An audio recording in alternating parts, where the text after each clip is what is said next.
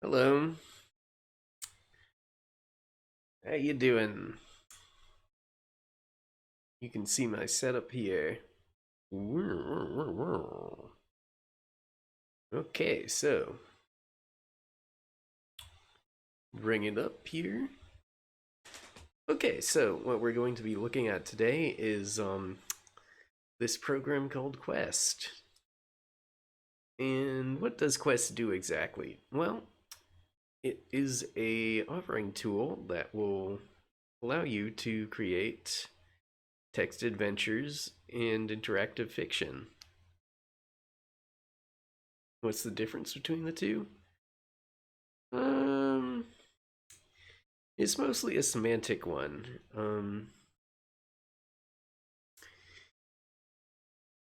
Interactive fiction tends to be a little more, there's a little more to actually read sometimes. Whereas text adventures are adventures through text. The difference is entirely semantic, as I said, though. Not particularly different. So, anyways, how does Quest allow you to do it? Well, that is what we're going to be figuring out today. I have never worked in this before, so I have the tutorial up. Whoop. Okay, so we will start from the very beginning here. But first, actually, I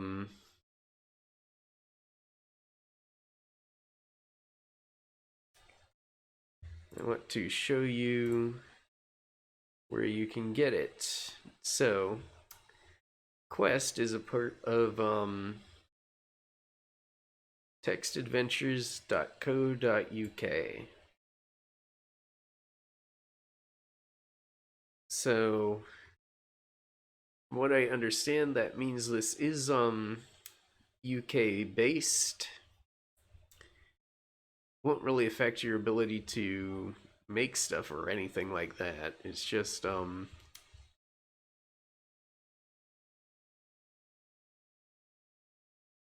that's just where the people who made this are from.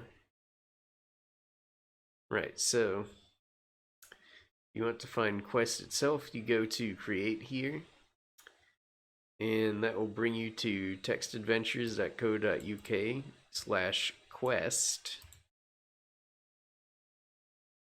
And you can use Quest entirely online. That is a possibility, but for today we are using the desktop version for Windows.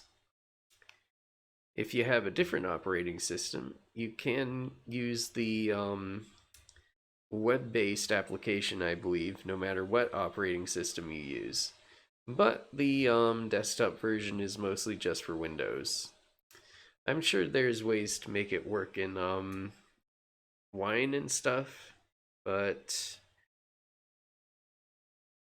eh, it might be possible.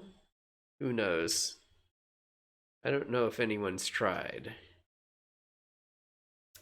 So, you download it here, and you'll get this.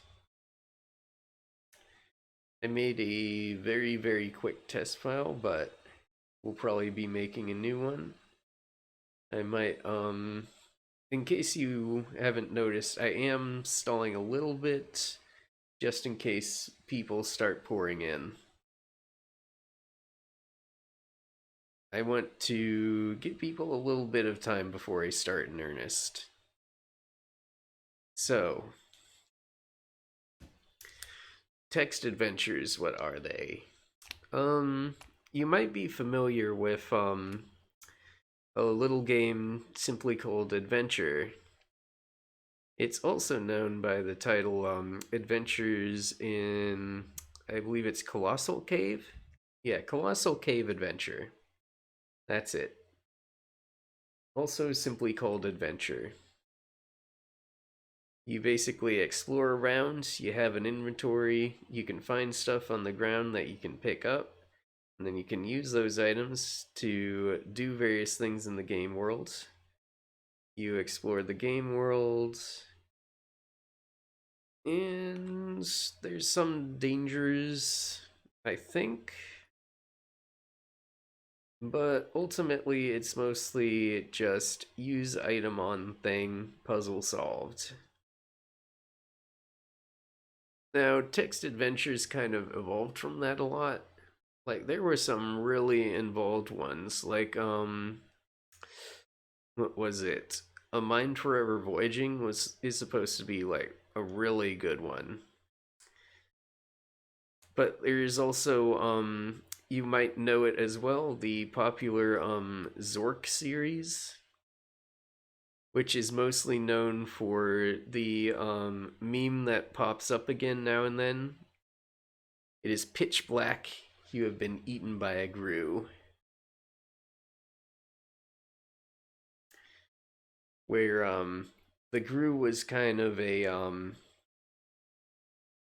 imaginary creature that would eat you if you let the light go out in like a, I think it was a cave for the first time. Okay, so enough with the really basic backgrounds.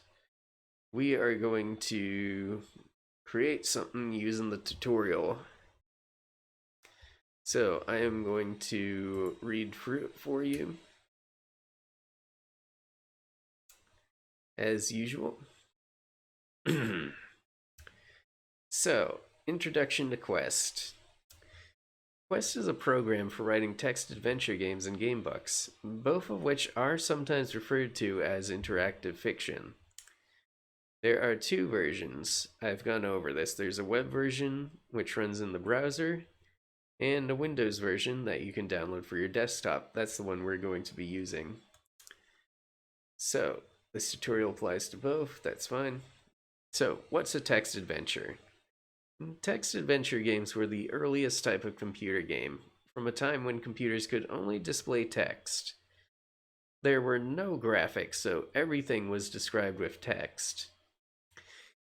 You would play the game by typing commands with the keyboard, such as go north or hit troll. Quest lets you make this kind of game. You can include graphics now, though, and play the game by clicking hyperlinks instead of having to type everything. Now, that's interesting because hyperlinks were a major feature of another old sort of offering system that was called HyperCard. You might be aware of it if you used to own an old Mac.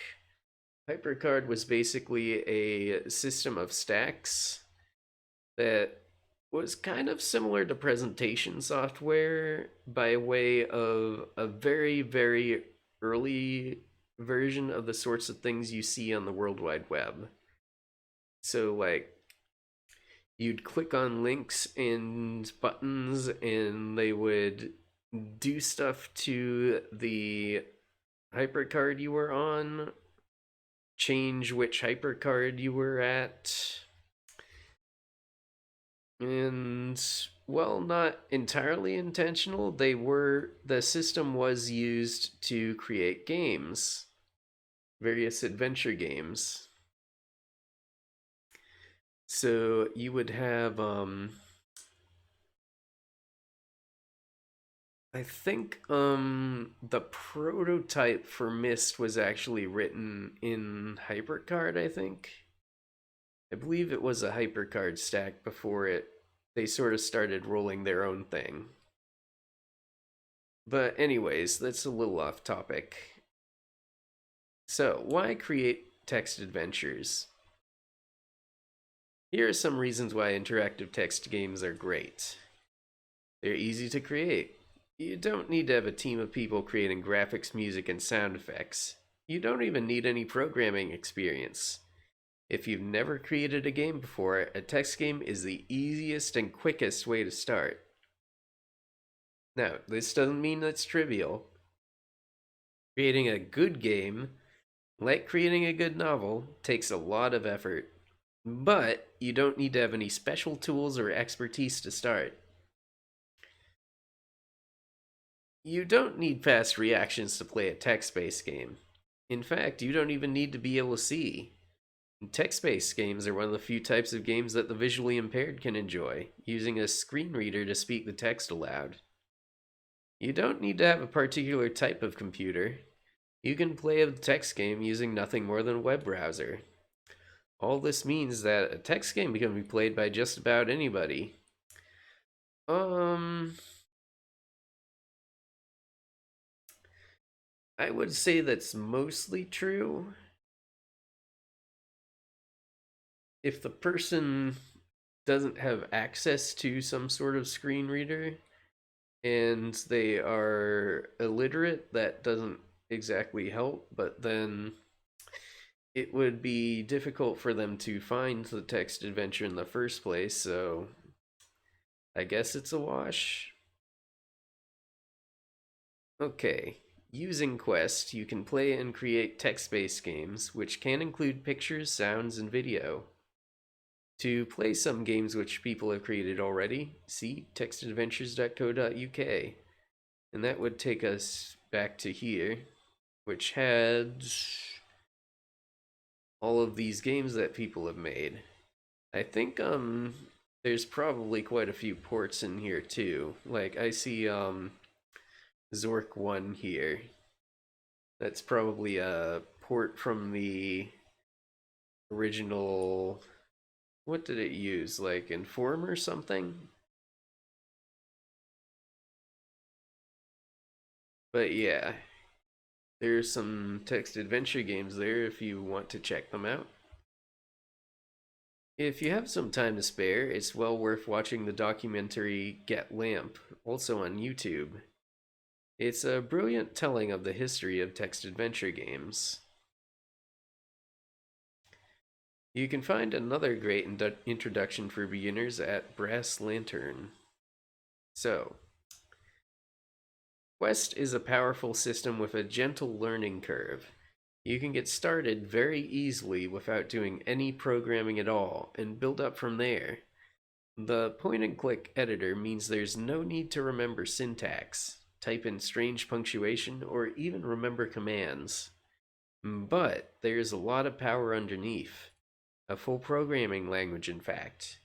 You never need to see any code to access the full power of Quest, but it includes a code view feature, so it's there if you need it. So let's begin, shall we? So, to create a new game, open Quest and click the File menu, then Create New Game. We shall do that. Let's create a new game. We'll create a text adventure. Let's see if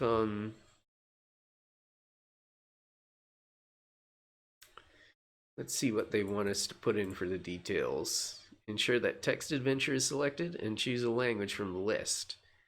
This tutorial will focus on creating a game in English, but the editor itself will look mostly the same regardless of what language you pick. So, enter a name like tutorial game.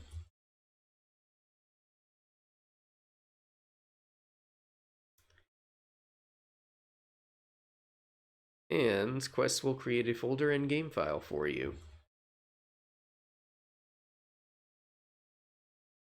And as you can see, it will load for a bit.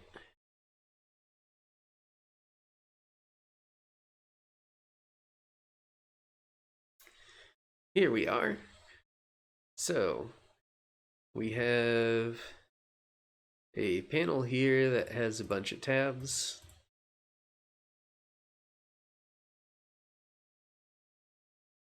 We have a tree view here that contains everything in the game.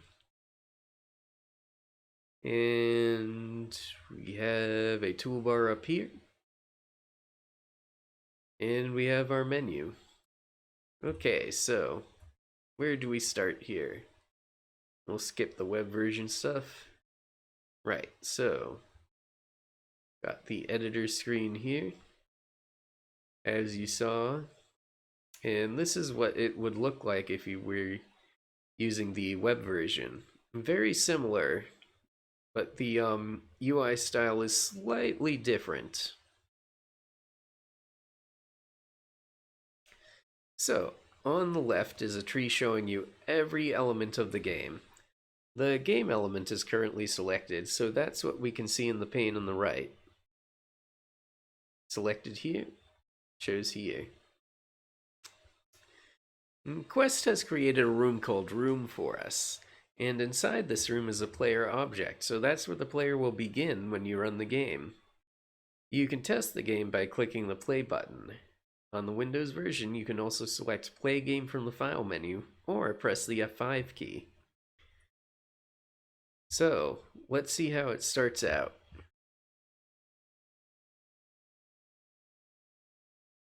So, as you can see, the game sort of has its own web-based format.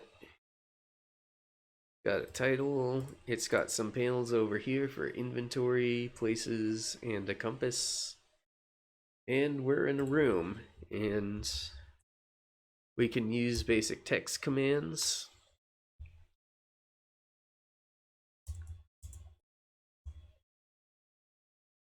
And as you can see, it understands the very basic ones.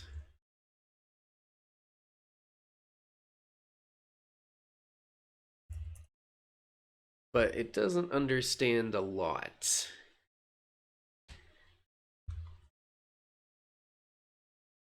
Unfortunately, I can't zoom in on this, so I can't enlarge the text here. So, that's what the game looks like in the initial state. So, let's start building on it.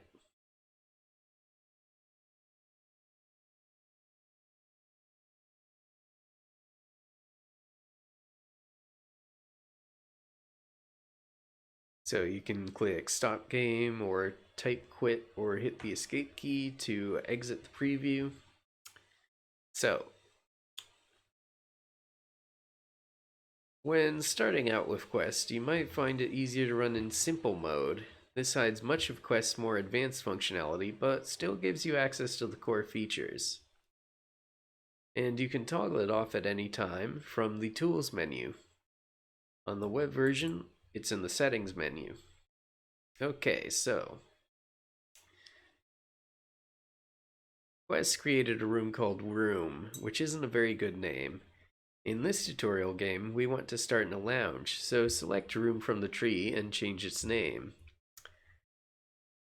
We're going to select Room, and we're going to change its name to Lounge. And as you can see, our change is reflected on the tree over here.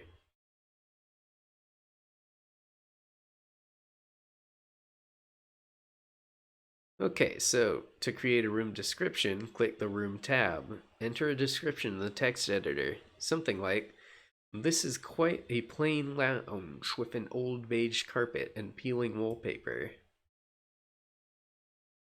So we'll copy their work and we'll plagiarize. And there's a bunch of commands here for different tags and macros. So for example, if you wanted to bold something, you'd click this, italic, underline, etc. And there's some macros down here. We'll probably get to what those do later. Okay, so let's add a second room to the game. So there are free ways we can do this on our version. We can click Add Menu, then click Room. We can click Add Room in the toolbar, or we can right-click in the tree, then choose Add Room. So, we want to make a new room that is the kitchen. So, I right clicked here and I'm going to press plus room and we will name it kitchen. So now we have a room called kitchen.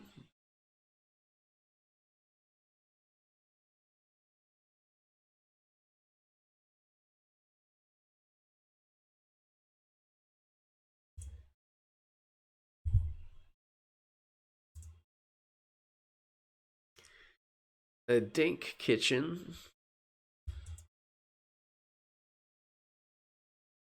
filled with the detritus of modern living. The stench of mildew emanates from the walls.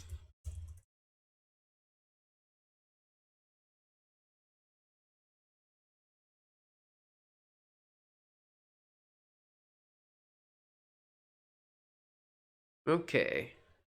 So, if you play the game at this point, you'll see the player is still trapped in the lounge with no way out. To be able to get to the kitchen from the lounge, you need to add an exit. So, to do this, click back to the lounge room and go to the Exits tab. Then, click the South exit. To create the exit, choose Kitchen from the drop-down list on the right. Ensure that Always Create Exit in the other direction is selected, then click the Create button. So, let's do all that. Go back to the lounge, go to Exits, and over here, we get the drop-down South Create an Exit to, and we want to create an exit to the kitchen. And this check is always create text in the other exit in the other direction. That will mean that the kitchen has an exit to the north that takes us to the lounge. So we will create that. And now, if you can see, this change we made is reflected on the exit list here on the south direction. And it's also listed down here, to kitchen alias south. Right.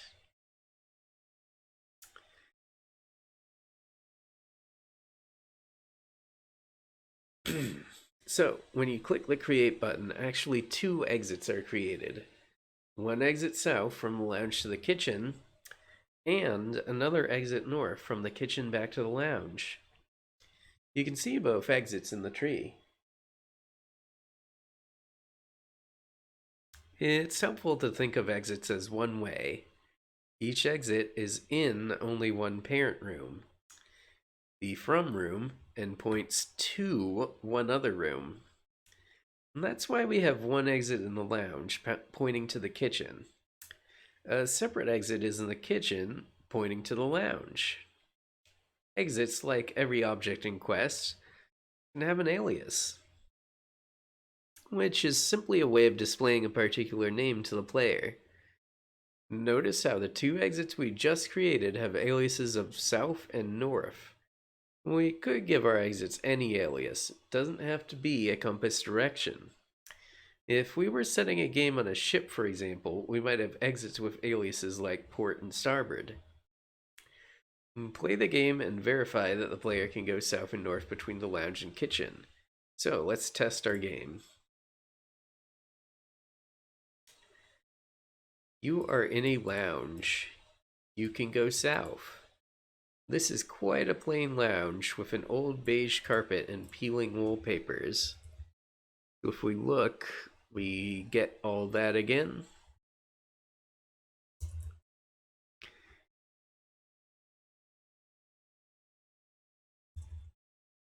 So if we go south, we are in the kitchen.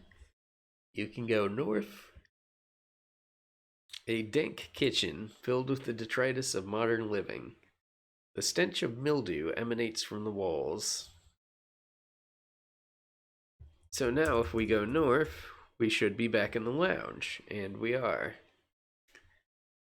And we can also use the compass here. It's a little bit faster than just typing it up. Okay, so that works as intended. Now, let's add some objects to the lounge to give the player something to do. A lounge is barely a lounge without a TV in it, so let's add one now. With the lounge selected, you have 4 different ways of adding an object to the room.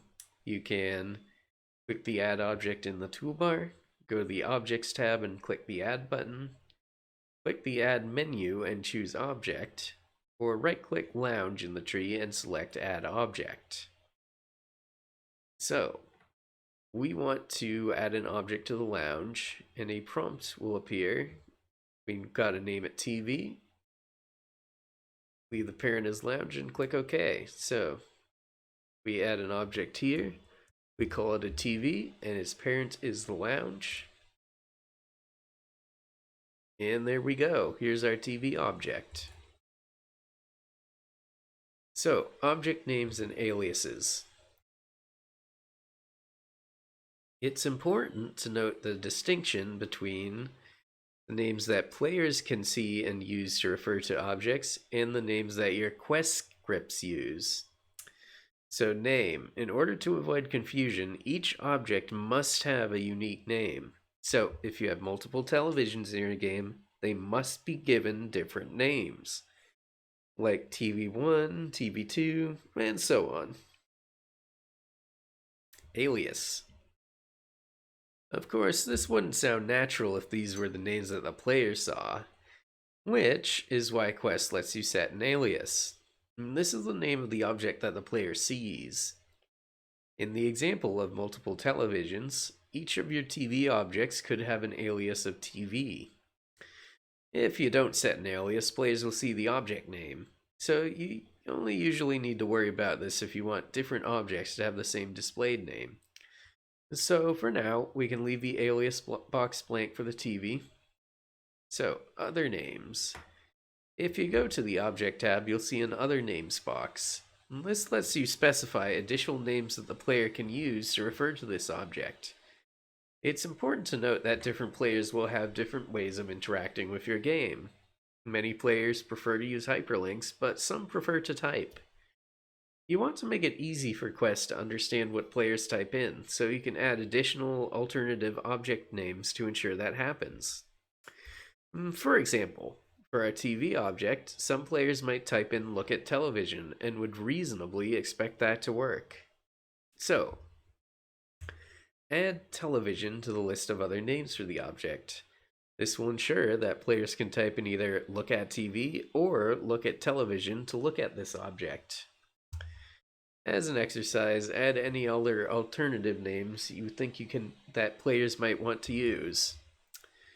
Okay, so we're on TV, and under object, we have this section here for other names. And for one name, we want to add television. And for another name, let's say boob tube.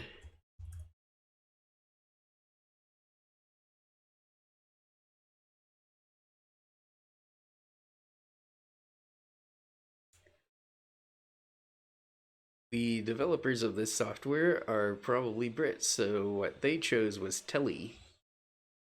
Right on the telly.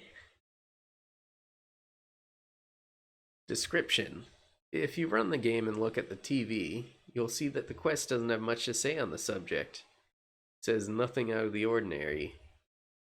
So yeah, let's see how the game treats our object. You are in a lounge. You can see a TV. So let's look at the TV. Nothing out of the ordinary. That's a little generic. Ooh, but as you can see, the TV does show up in this places and objects panel. So that's a helpful feature. So that's a bit boring. It's a sign of a bad game if you can't even be bothered to come up with descriptions for all your objects. Well, we don't want to make a bad game, so let's add a description for this object. To do this, go to the description dropdown in the bottom half of the Object Setup tab and select Text. So, Setup.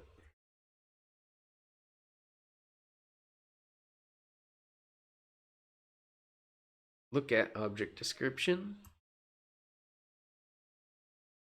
Will be text.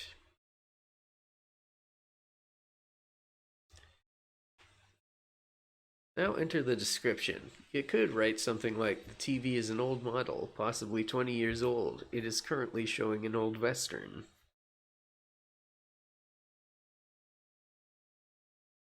So I will put down the television is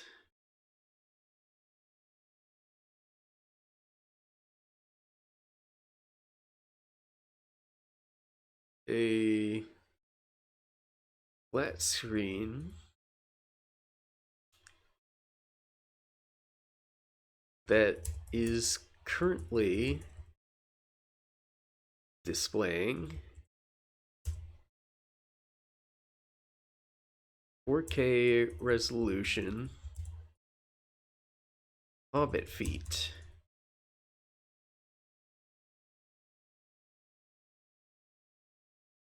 There we go. Got a nice description there. So, now when we play, look at BoobTube. And as you can see, our other name is working there. And it provides the response. The television is a flat screen that is currently displaying 4K resolution Hobbit feet.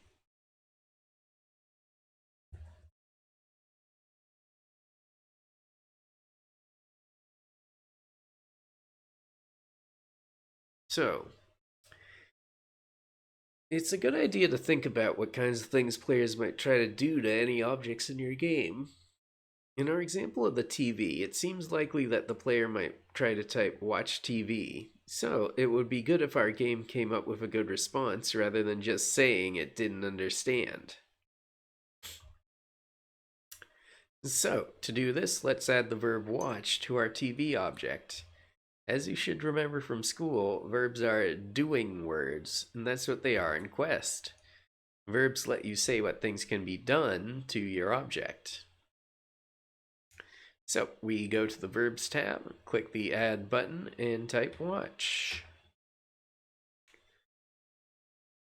You can choose either to print a message or run a script when the player watches the TV. And we're going to enter a message. So under verbs, we add a verb called watch.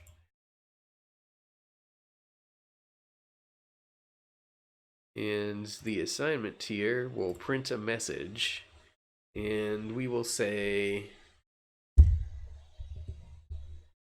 you spend 5 minutes watching the television, enraptured by the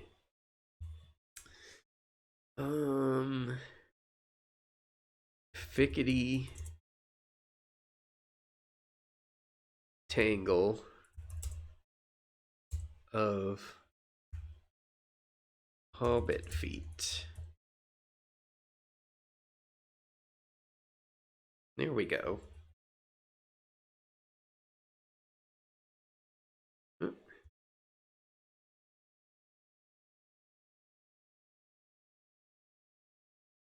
Accidentally went back there. Okay, so now watch BoobTube. And it gives us the response we just put up. You spend 5 minutes watching the television, enraptured by the fickety tangle of Hobbit feet.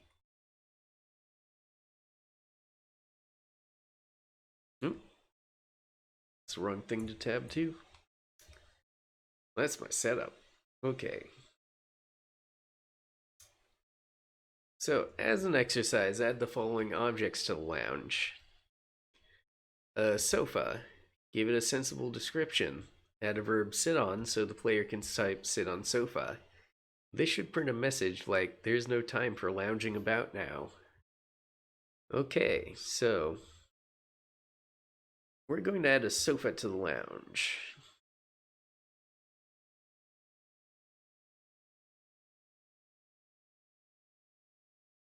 So,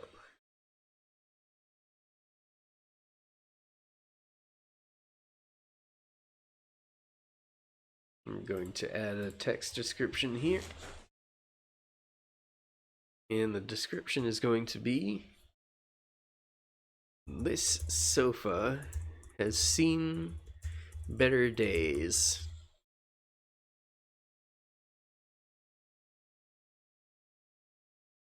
The seats are discolored and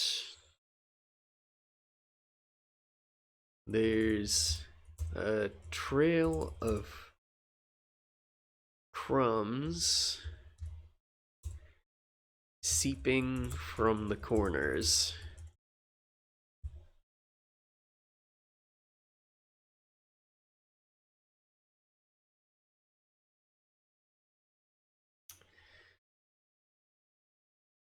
Okay. Not a very pleasant sofa. So now we need to add a verb for sitting.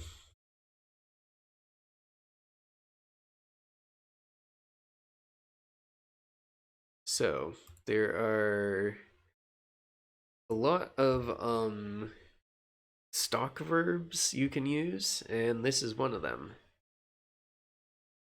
Sit on, sit upon, sit down on, sit down upon on. Sit down upon on. But anyways, that's a common verb that you can use. And we want to print the message. You briefly contemplate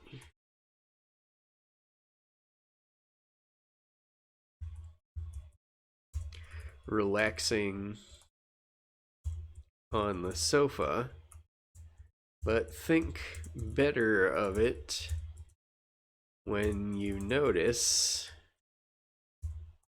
an ant crawling upon the armrests. There we go. A nice descriptive message for why we wouldn't want to sit on the sofa.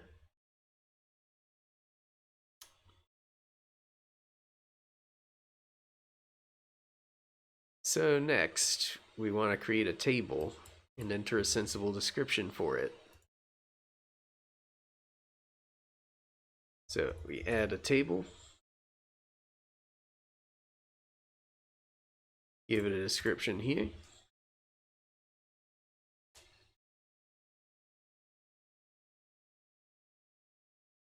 It seems like a fairly conventional four-legged table.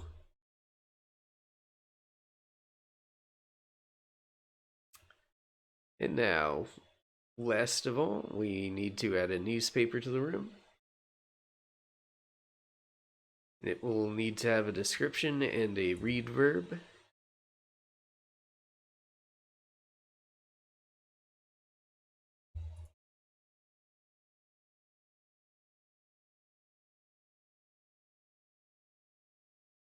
For a description, we will say the newspaper is dated to last month. It appears to have been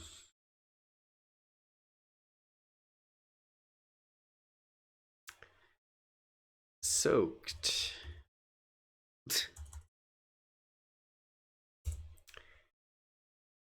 in moisture at some point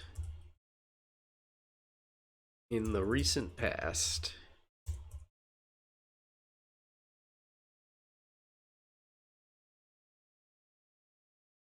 And we need to add the read verb. So read. When we read the newspaper, it will print a message. And that message will be, you attempt to read the newspaper, but the only article that interests you has been water damaged.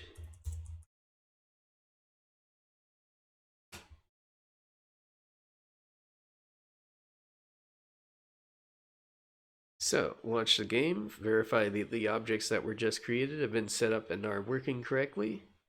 So check that you can watch the TV, try to sit on the sofa, and read the newspaper.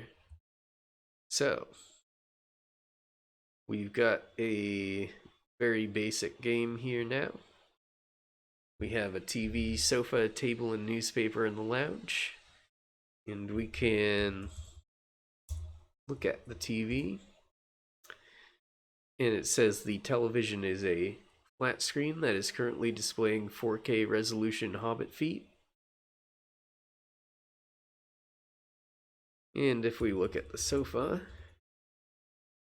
this sofa has seen better days. The seats are discolored and there's a trail of crumbs seeping from the corners. So let's try to sit on the sofa. You briefly contemplate relaxing on the sofa, but think better of it when you notice an ant crawling upon the armrests. So now let's look at the table. And it seems like a fairly conventional four-legged table. About what we expected there. Now let's look at the newspaper.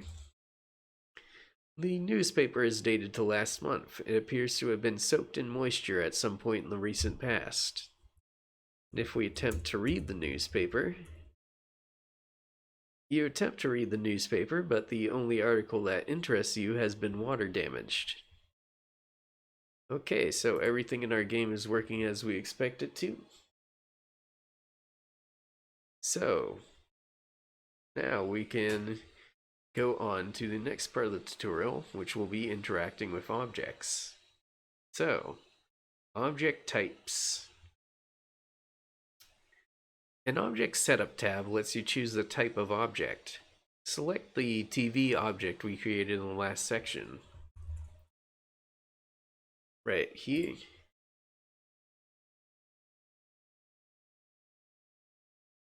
So the first type drop down at the top of the screen lets you select from room, object, object, and or room.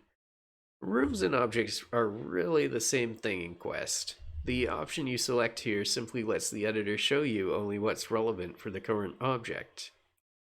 So for example, if you wanted to create a cupboard inside a room that the player could get in, you might want to select object and or room here.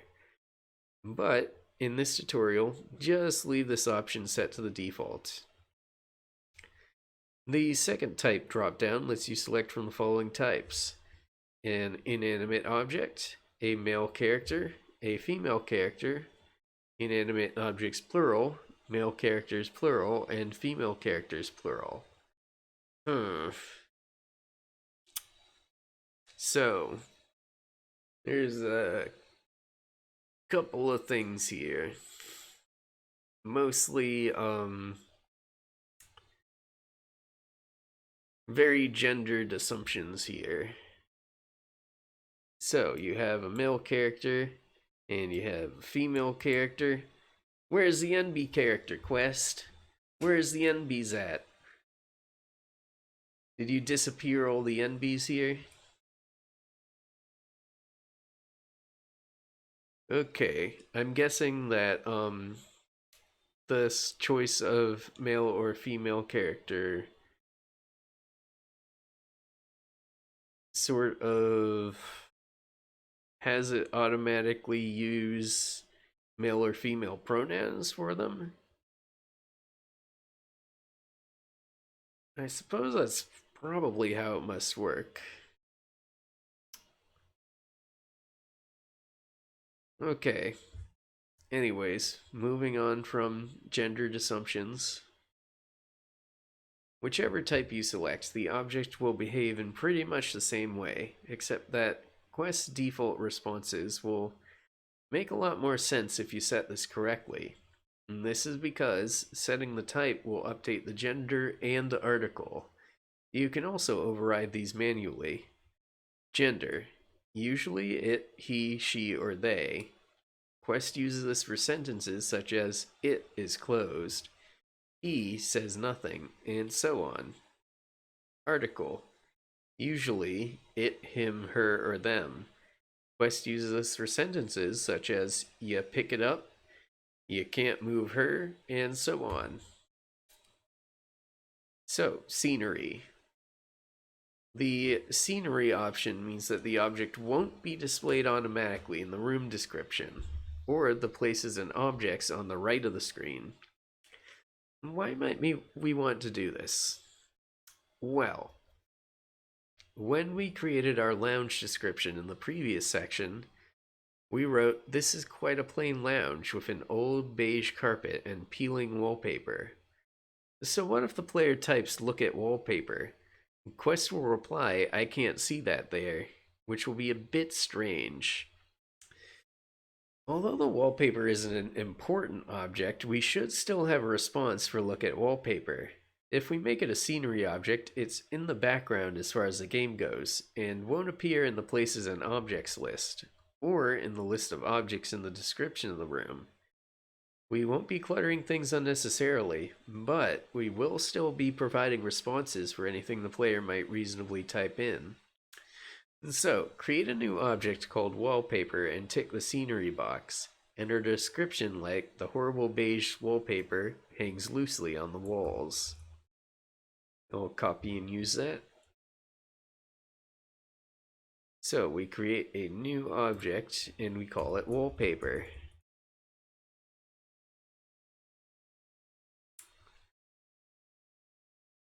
And we give it that text, and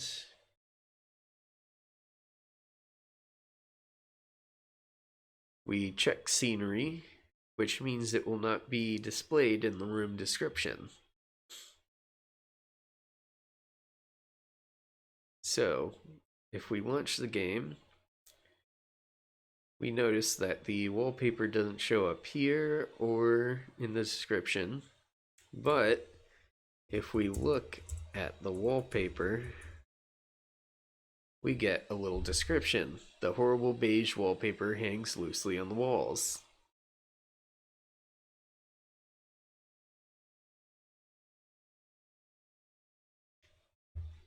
So that scenery object works well for our purposes there. So there's an exercise here. Remember that we also mentioned the carpet in the room description as well. As an exercise, add this as another scenery object and give it a sensible description. So let's do that. So we need to create a carpet object in the lounge. Make sure it's scenery and give it a description. The carpet is full of large holes. You can't imagine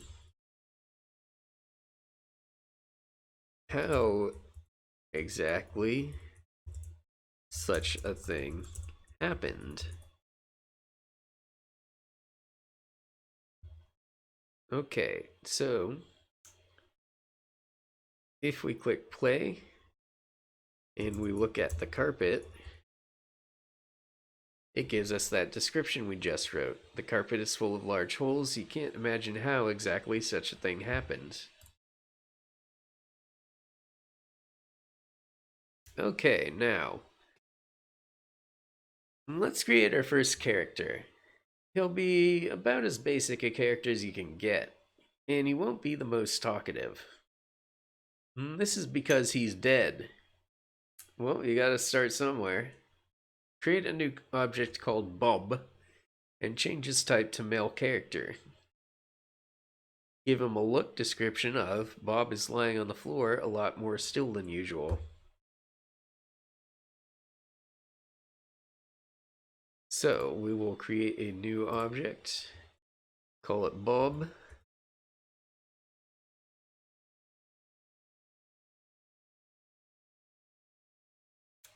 And Bob is of the type male character.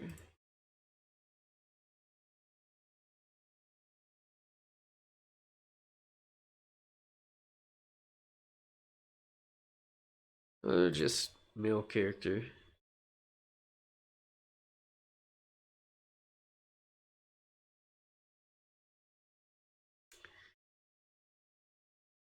And we add our description here. There's one other thing we need to do. If you run the game now, you'll see the room description says, you can see a TV, a sofa, and a Bob. There's only one Bob, well, in this game anyway. So we want to get rid of that A. Where'd that even come from? The answer is the prefix. So we can confirm that does indeed happen. You can see a TV, sofa, a table, a newspaper, and a Bob.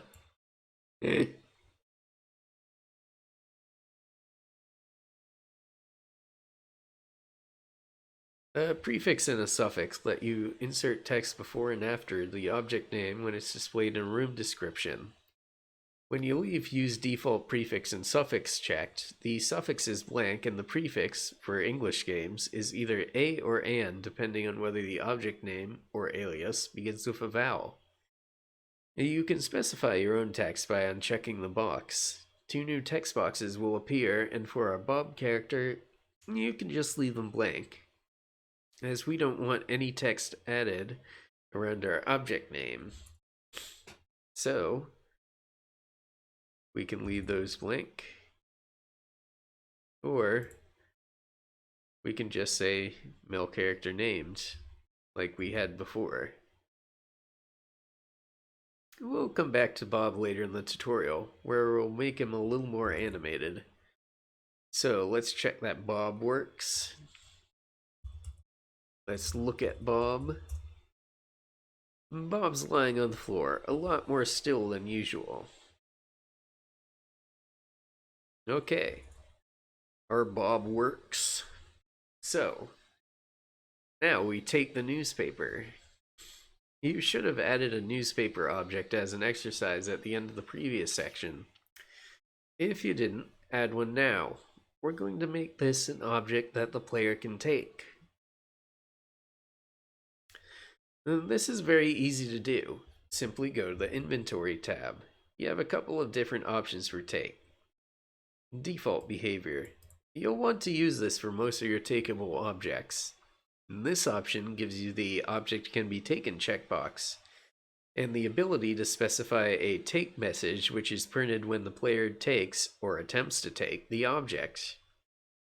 Run script. If you want full control over what happens when the player attempts to take the object, choose this option. We'll cover scripts later in the tutorial, so don't choose this for now. So, to let the player take the newspaper, we just need to tick the object can be taken box. If you don't specify a message, you'll get a default message. You pick it up. If you want something a bit more imaginative, you can enter a take message, such as, you fold the newspaper and place it neatly under your arm. Okay, so we want to say this object can be taken. And let's give it a little take message. You grasp the newspaper in your hands.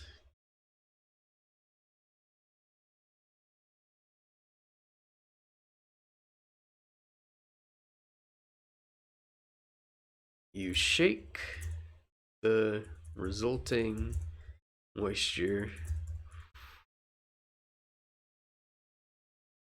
away.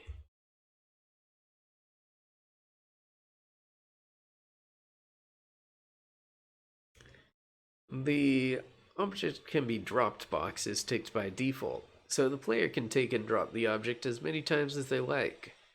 The options are the same for take. So you can specify your own drop message or completely customize the behavior with a script if you like. So, switching the TV on and off. Let's make it possible to turn the TV off. Quest has a whole bunch of features built in that you can add to your objects. To keep them manageable, objects have a Features tab, and you can select the ones you want for each object. Ticking a feature here will make the appropriate tab display, and you can then go to that tab to turn the feature on and set it up as you like. Settings on the Features tab only determine what other tabs are shown.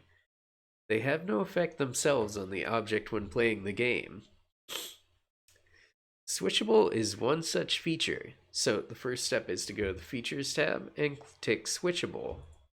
This will display the Switchable tab for the TV. So, we can select Switchable, and that activates the Switchable tag.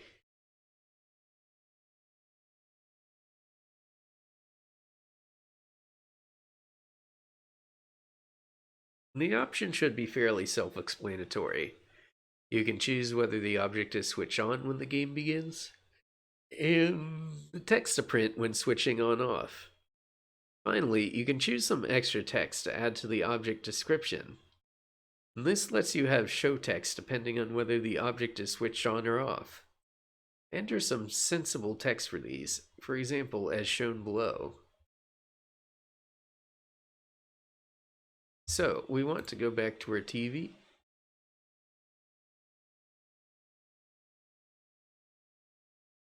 And pare down that description a little bit. Because we want to make it switchable. It'll be switched on.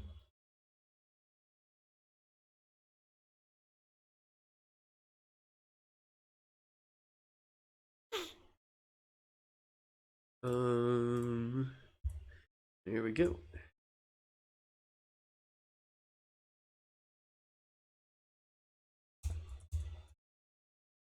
It is displaying a veritable bounty of 4K resolution Hobbit feet. It is currently turned off.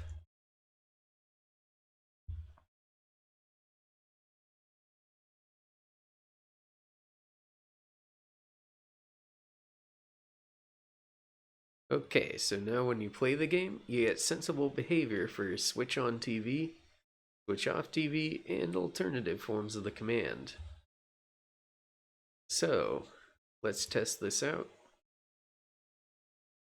So if we look at the TV, the television is a flat screen. It is displaying a veritable bounty of 4K resolution Hobbit feet. So if we turn off TV, you switch it off. Now if we look at TV, the television is a flat screen. It is currently turned off.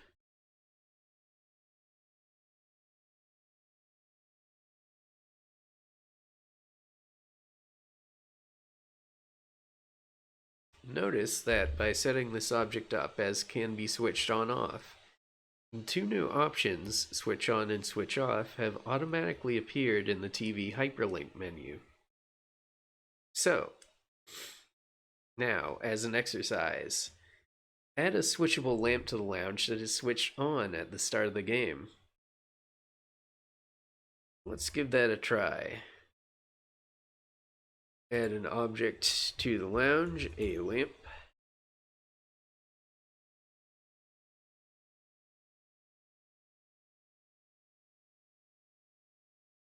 And for a description, we will put an old-fashioned lamp. Very basic. And we want this to be switchable. It can be switched on off.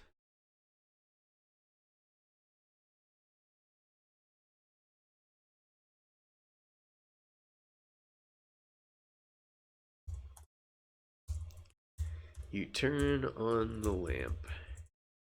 It briefly flickers, but then remains stable. And we'll leave the off message default.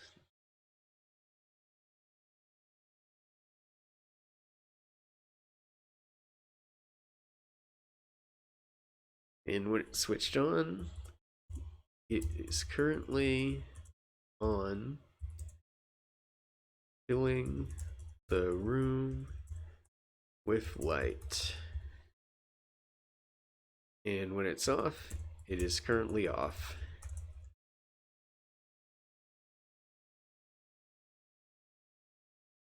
So if we play, we have a lamp here, and we get the option to switch it on and off. If we try to switch it off, it says it's already switched off, which makes sense because it starts off. But if we switch it on, you turn on the lamp. It briefly flickers, but then remains stable. Now if we look at the lamp, an old-fashioned lamp, it's currently on, filling the room with light. So we know that works. So next, anatomy of a quest game. This just seems like a simple overview of stuff. So, every quest game is made up of the following parts. Here are the main ones. Take a quick sip first.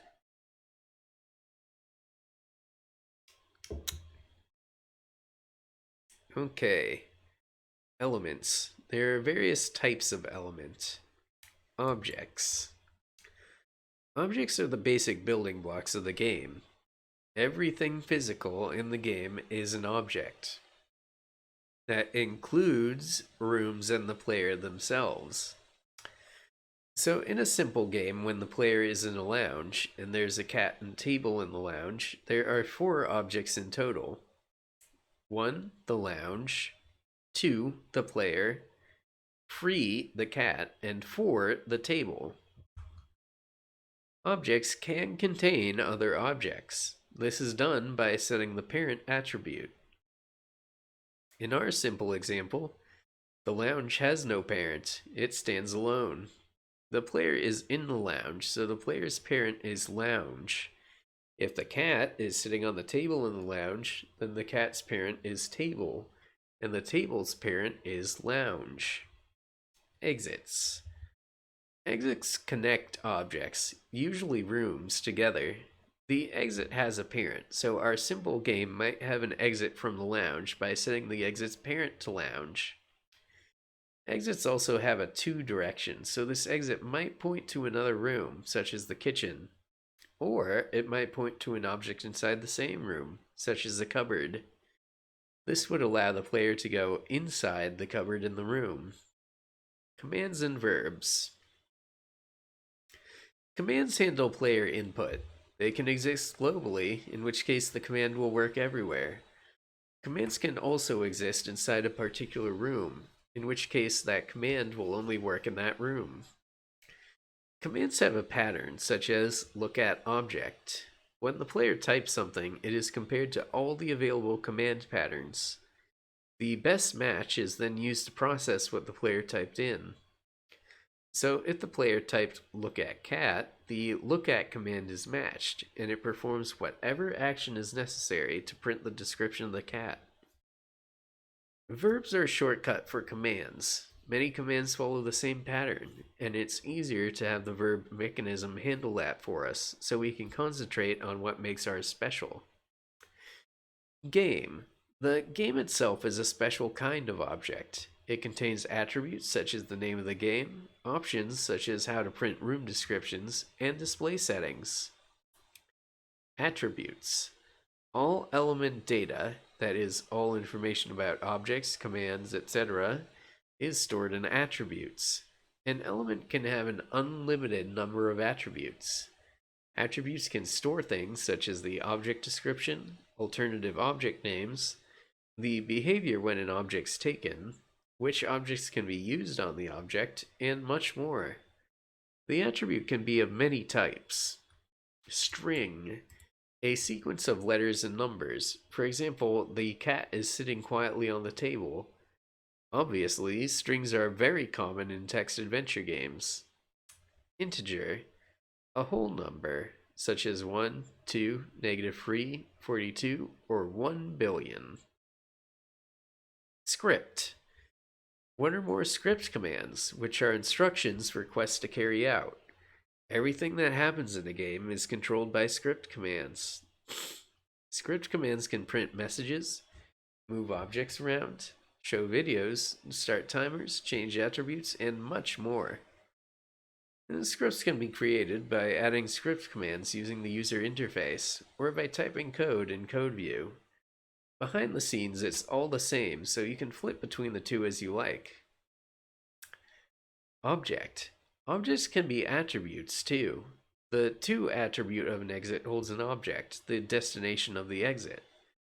The parent attribute is also an object. List.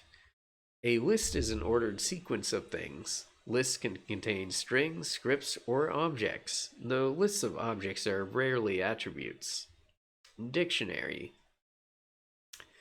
A dictionary is a lookup table of strings, scripts, or objects, that is, a set of data where each item can be accessed by a string. Libraries. Libraries are used to include common functionality in a game. There's a standard core library that is included by default with all Quest games.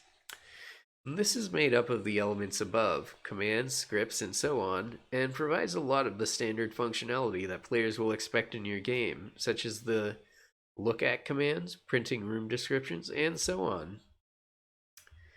Next, using scripts. So, we'll now start to play with the real power behind Quest, scripts. Scripts let you do things within the game, change the game world, show pictures, and more. With a script, you can print different messages or run other actions depending on the state of any object in the game.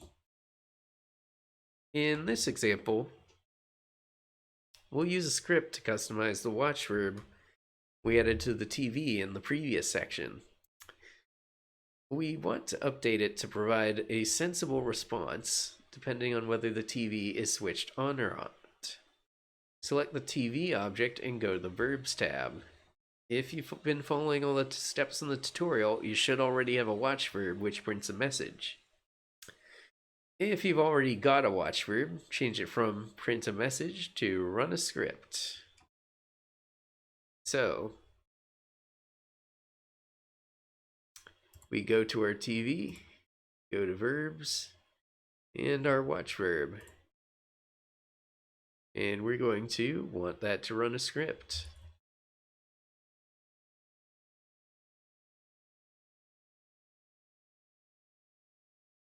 Quickly add new script header, and you'll see a list of all the commands you can add to a script.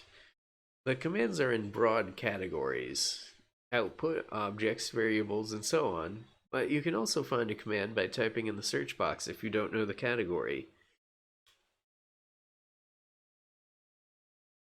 Go to the scripts category and add the if command.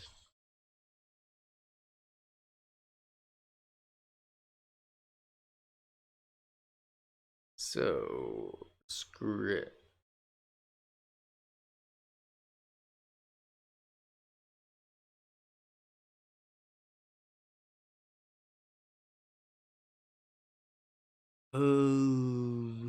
If, here we go.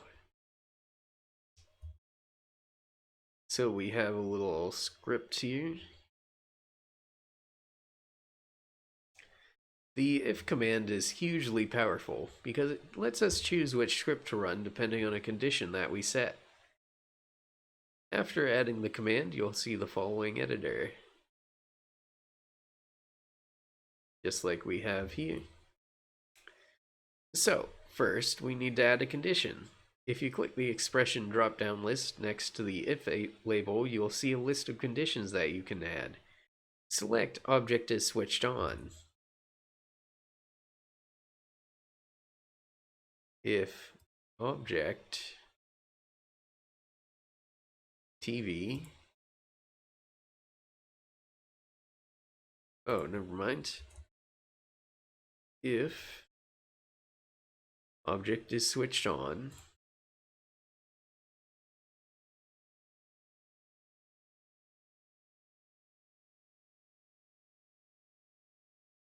object TV.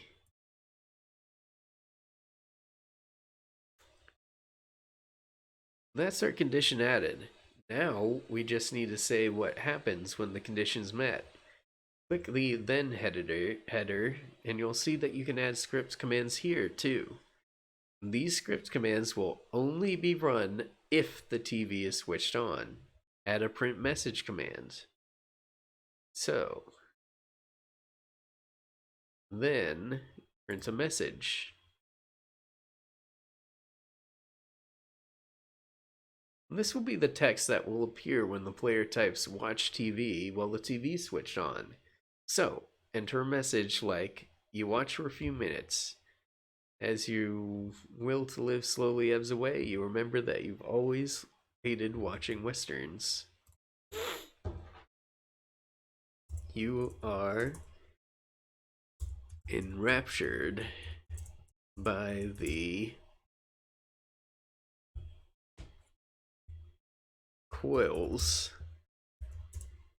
of the high resolution Hobbit feet.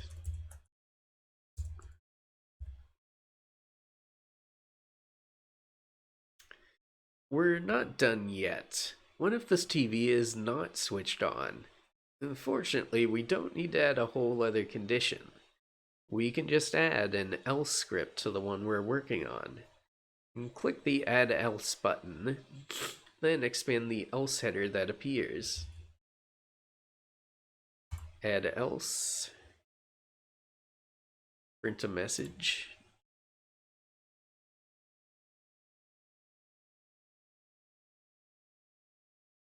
and we will print the television is not actually on. You are watching nothing. In other words,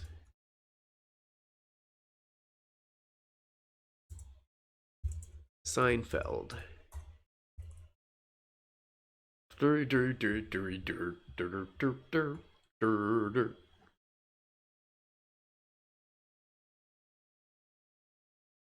So your screen should look a little like this, and it sure does.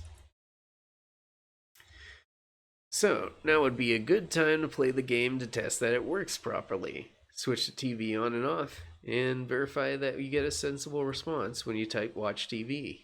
We're going to do this, just that. So if we look at the TV, the television is a flat screen. It is displaying a veritable bounty of 4K resolution Hobbit feet. So if we watch the TV, you are enraptured by the coils of the high resolution Hobbit feet. So if we turn off the TV, then look at it, it is currently turned off. Now let's try to watch it.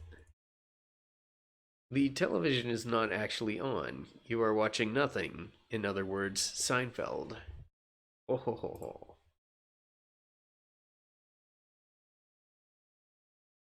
So, That's it for this lesson on scripts. Next, we go on to custom attributes. We'll now start creating things in the kitchen, where we'll look at some more of Quest's features. Enter a description like, the kitchen is cold and the stench of the overflowing bin makes you feel somewhat faint. Let's just copy and paste that. So, we're currently moving on to the kitchen.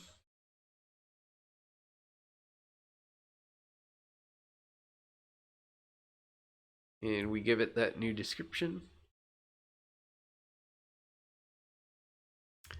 So, as an exercise, add a scenery object called bin and give it a sensible description. Okay.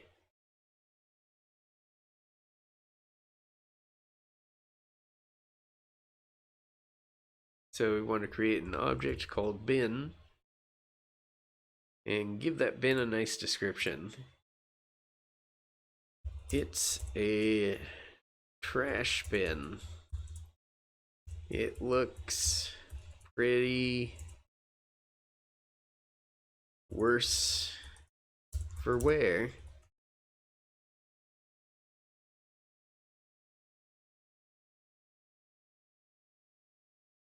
Okay, so we're now going to look at attributes. Every time we've edited any aspect of an object or room so far, we've actually been editing an attribute. The prefix, description, take behavior, and so on are all attributes of an object. Whenever something changes in their game, it is a change in an object's attribute. When the TV is turned on or off, the switched on attribute is changing. Even when the player moves, this is actually just changing an attribute of the player object called parent. In this example, we'll store the weights of various objects by creating a new weight attribute. Later, we will create a weigh command which will tell us the weight of any object. First, let's create a few objects we can weigh. Create free objects: flour, eggs, and sugar. Make sure the object types are set correctly, either inanimate object or inanimate object plural. We'll use unit of grams, so we'll say the flour has a weight of 500, the eggs have a weight of 250, and the sugar has a weight of 1000. Okay, so we need to make these objects. We need to make a flour.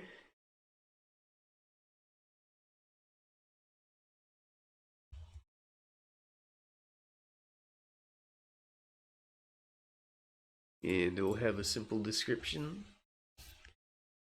It's a bag of flour.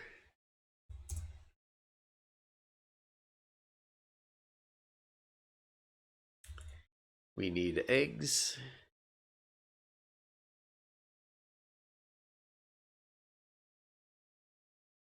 And this is a plural inanimate object. It's a crate of eggs. They're pretty crate eggs. Ha ha ha ha ha ha. Ha ha ha. Ha ha. And we need sugar. Sugar.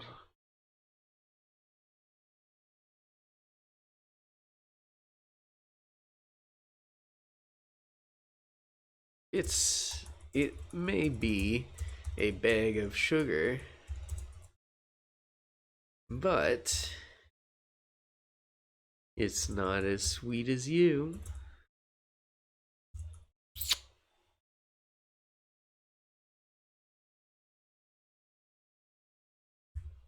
Wink.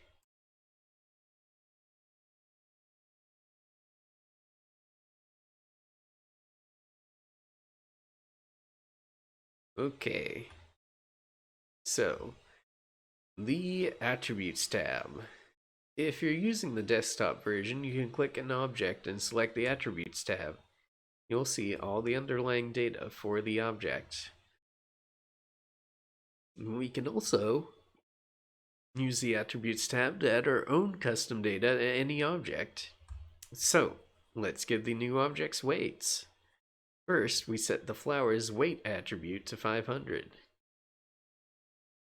To do this, select the flower object and go into the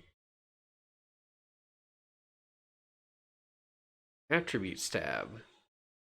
Look at inherited types later. For now, go to Attributes table and click the Add button. Enter the name weight.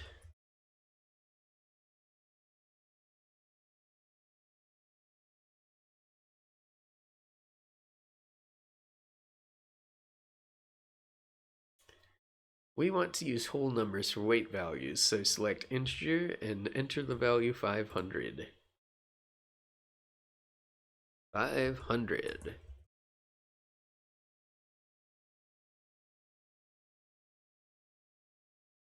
Okay. Alternatively, so that's for the web version. We can skip that.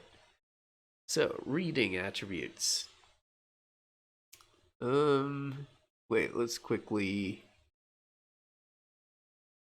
Okay.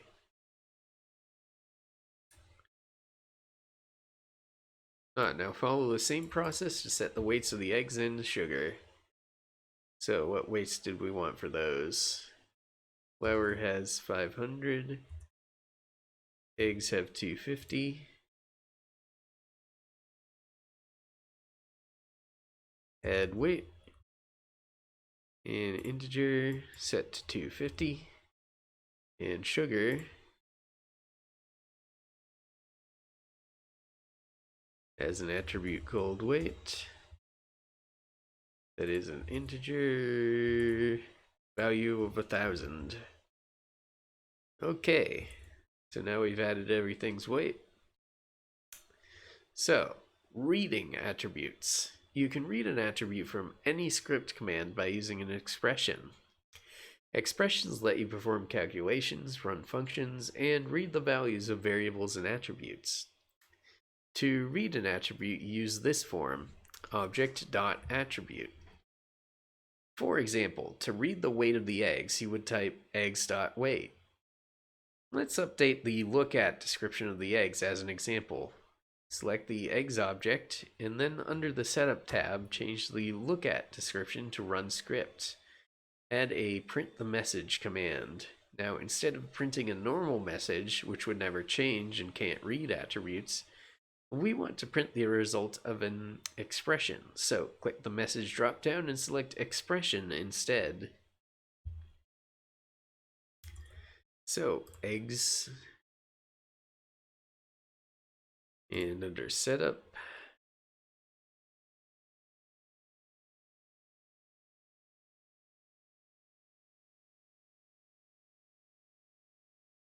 change the lookat to run script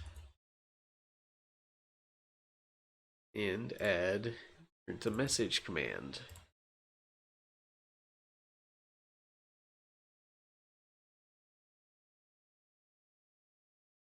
So we print an expression and we enter this expression exactly. So we're going to copy it. So what is that? It's a string here, a box of eggs weighing, concatenate the eggs weight, eggs.weight, and concatenate grams. So if the egg's weight changes,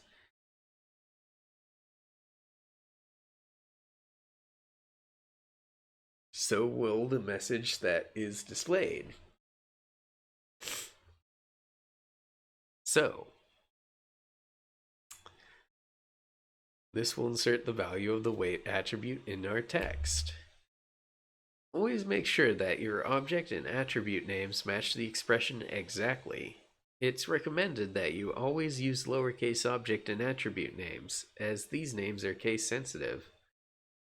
Launch the game and verify that the correct response is displayed. It should read a box of eggs weighing 250 grams. Of course, we could have just manually entered this into the description of the eggs anyway. We didn't really need to use an attribute. The real power of this, though, is that you can easily change attributes while the game is running. We could change the weight attribute of the eggs, for example. If the player used some of them to bake a cake, but hopefully you'll have some slightly more exciting ideas for things the players can do in your game. After the attribute is updated, our look description would automatically reflect the current weight of the eggs. So, next, custom commands.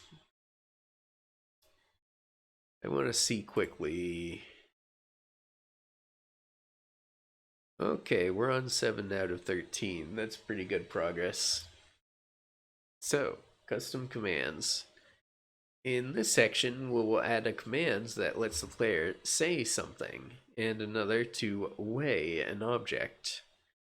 Note that we will not be using a verb here, as we've done before.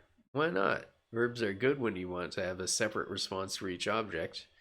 But what we want is one script that will return information about any object in the case of weigh, or that has no object in the case of say.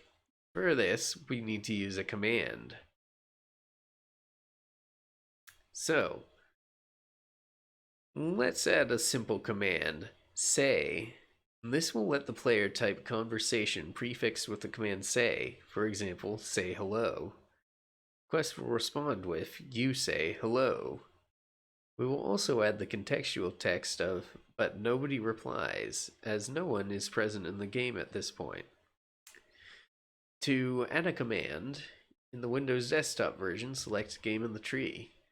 Now, you can right-click on the tree and choose Add Command, or the Add menu and choose Command.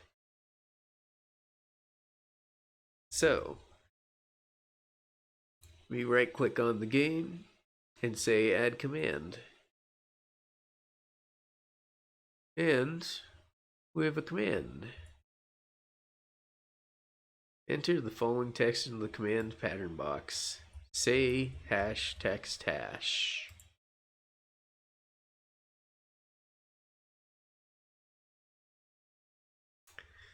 So, this pattern handles the player typing the command say followed by any text. The text following the say command is then put into a string variable called text. For example, if the player types say hello, the text string variable will contain hello. If the player types say what a lovely day, the text string variable will contain what a lovely day. We can read string variables within an expression in exactly the same way as we read object attributes in the previous section. Whenever the player types in a command that matches the command template, the command script will be run. Let's now add a script to print the required response. Add a print a message command and choose expression. Then enter this expression.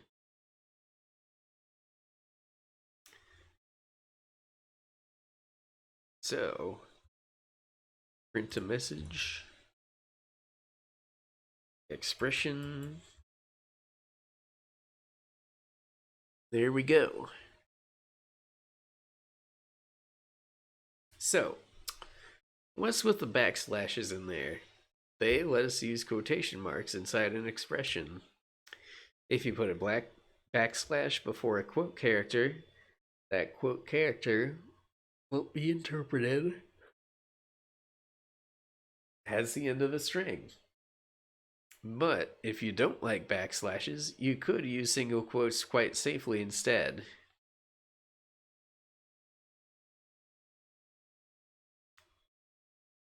Launch the game and type in a few say commands to see that Quest responds correctly. So let's give it a try. Say hello. You say hello, but nobody replies.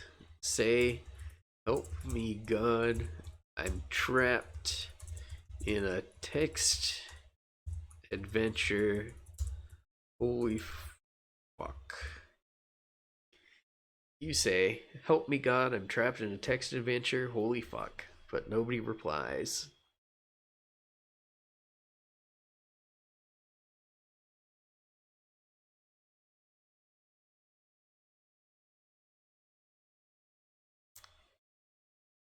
You can easily add alternatives to a command pattern by separating them with semicolons. For example, we could adapt our say text command to deal with shout and yell by modifying the pattern to read say text, shout text, yell text. So we can do that. So we now know how to add a command that will process any kind of text the player enters. However, a lot of the time, our commands will be dealing with objects that the player can see. To handle objects correctly, just use the variable name object. So the way command's pattern should be way object. Let's add a command.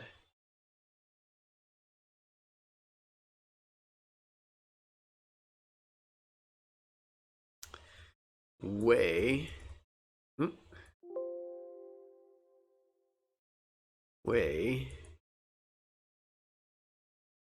object.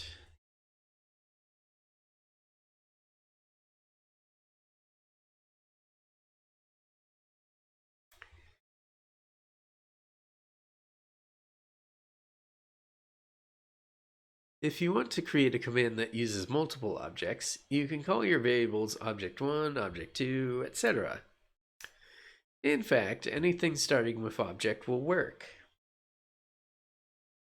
The script we enter for the weigh command should respond, it weighs X grams, where X is the weight of the item as reported by its weight attribute. We can read the weight attribute in the same way as before, object.weight. Previously, we put an actual object name before the dot. This time, we're putting a variable name here, so we'll read the weight attribute of the object that the player entered. Add the weigh command using the command pattern, and a print message that prints this expression. So we add a script command, print message, prints the expression. It weighs object weight grams. So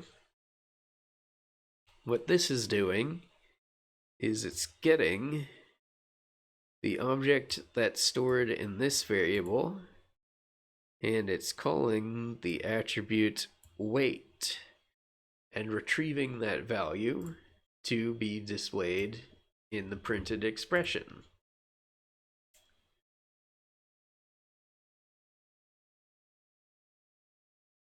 Launch the game and go to the kitchen. See what happens when you type weigh flour, weigh sugar, etc.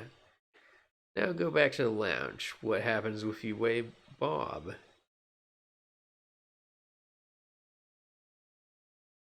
Quest responds with, it weighs grams. Why? Because he doesn't have a weight attribute. Since we don't want to have to enter weight for every single object in the game, we'll need to update our command so that it checks for the existence of the weight attribute and then prints the appropriate response. So, let's test this out. We go to the kitchen. You can see a flour and eggs and sugar.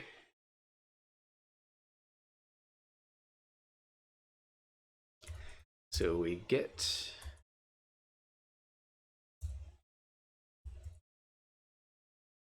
so we can weigh flour, weighs 500 grams, weigh eggs, weigh sugar, and they all give the correct attribute values. So can we weigh that would be funny. Okay. Go north. Let's weigh Bob. It weighs grams. True. Bob does weigh grams. Okay, go back to the script for the weigh command. Select the existing print a message command and click the cut button in the script editor to move this to the clipboard. So we cut that. Now, add a new if command. From the drop-down, select Object Has Attribute.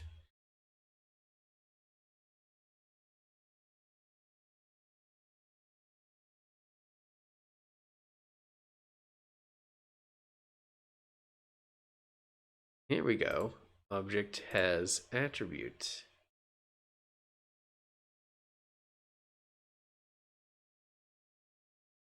Enter the object expression object.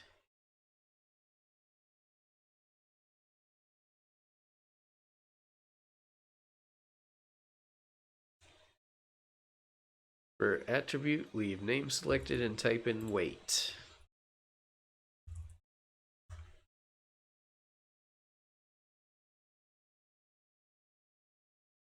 Expand the then script and click paste to restore the previous print a message script.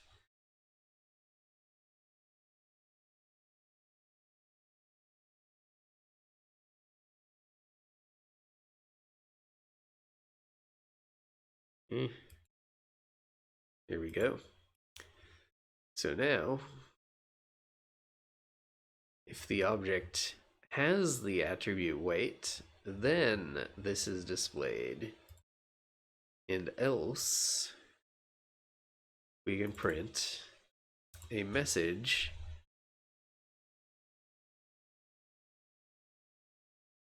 object cannot be weighed.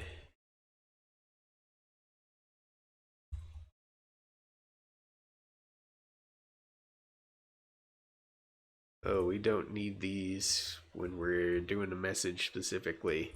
That's for expressions. Okay. So, launch the game. Verify that you now get a sensible response for weigh Bob and weigh sofa. So, let's try this. Weigh Bob. Object cannot be weighed.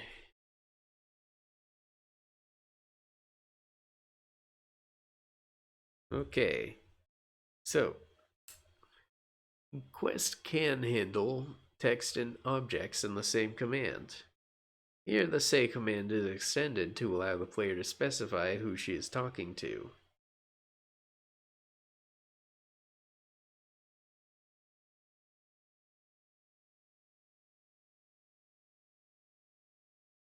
Okay.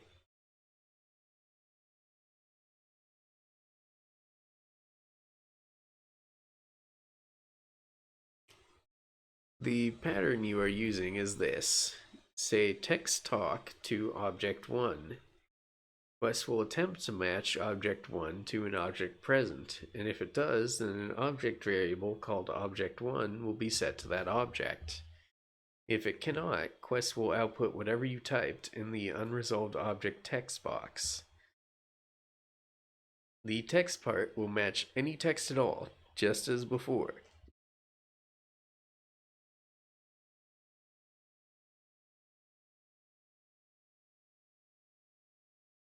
Suppose the player types say hi to Troll.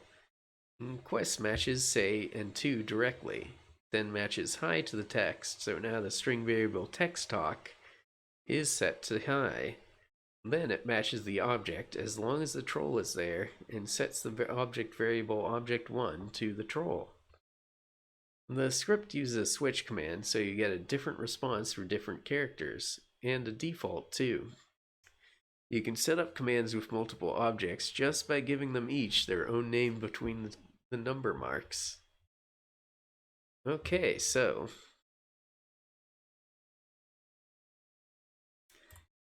let's check this out. Say text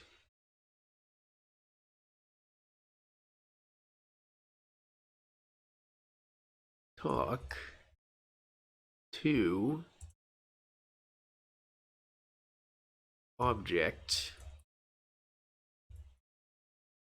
1, saying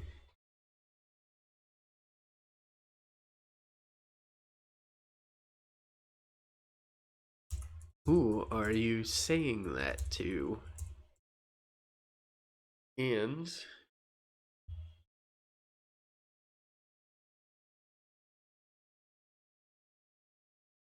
we will remove that. Instead,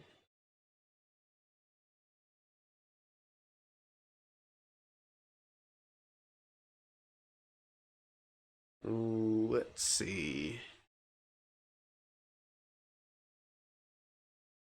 Where do we have the script? The switch. Switch. Here we go. Switch for object 1.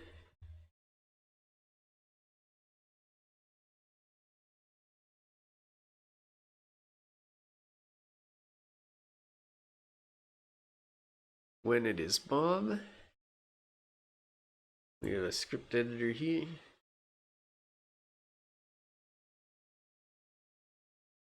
Bob cannot respond. He is dead.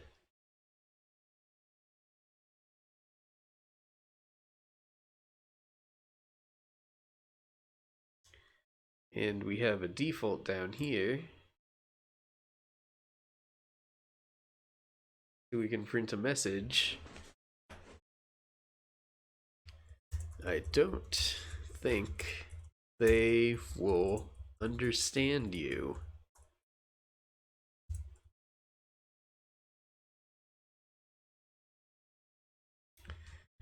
Just a very generic message. And if we play now, say hi to Bob. Bob cannot respond. He is dead. Say hi to Lamp. I don't think they'll understand you.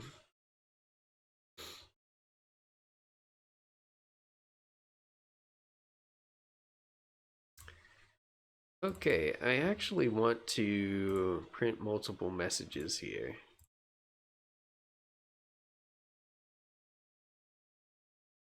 So we print an expression. You say plus text talk plus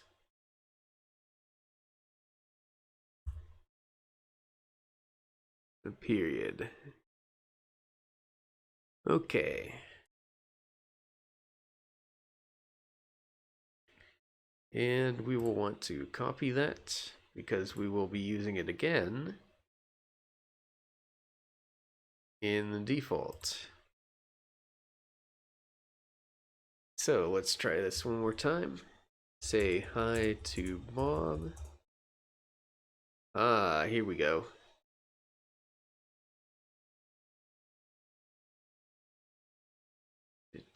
We got a little error here.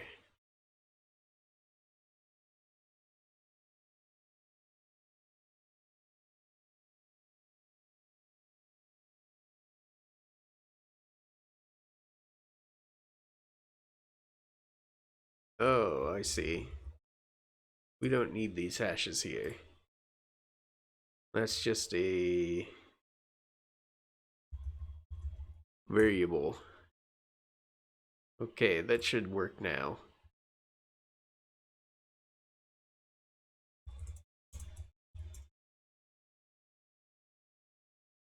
You say hello. Bob cannot respond. He is dead.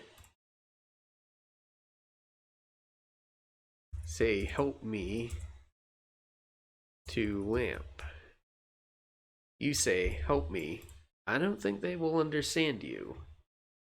Okay, so now we communicate what our message was. So that's great.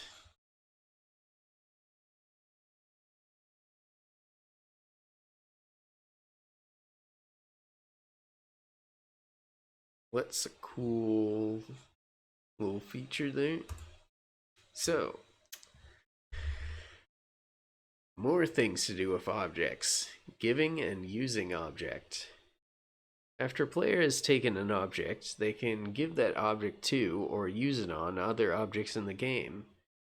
For example, after picking up some flowers, a player can give them to a character called Susan by typing "give flowers to Susan." Give and use are set up in exactly the same way. The only difference is whether the player types "give to" or "use on." In this example, we are going to revive the corpse of the Bob in the lounge using a heart defibrillator. First, we need to alter the setup of Bob so that we give him a correct description whether he's dead or alive. To do this, we're going to use an object flag. An object flag is simply a way of accessing a Boolean attribute of an object. A Boolean attribute can only be either true or false. You can use it to mark certain things as done, and it's a common way to track the progress of a game. It's good practice to give flags meaningful names, and to have them start off or false. For Bob, we will call the flag alive. So, using the defibrillator on Bob is going to add a flag called alive to Bob. In the look at description, we'll check whether Bob has his alive flag set. If so, we'll print Bob is sitting up, appearing to feel somewhat under the weather. And if not, we'll print the old description. Bob is lying on the floor, a lot more still than usual. Updating the description. So, getting the correct description to display is very similar to the watch example in the using script section. Change Bob's look at description to run script and add an if command. So we go down to Bob in the lounge. And I'm going to want to copy that. And we're going to run a script. For the expression, choose Object as Flag. Then select Bob and enter the flag name alive. Alive. Add the descriptions above for then and else messages.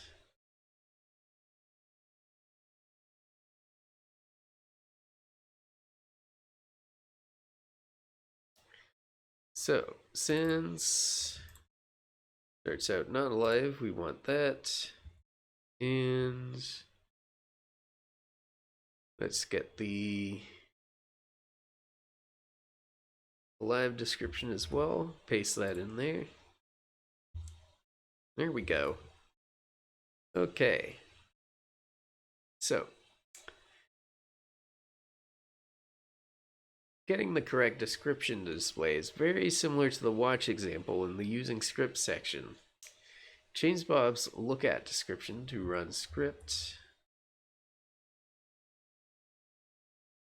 Okay, that's what we did.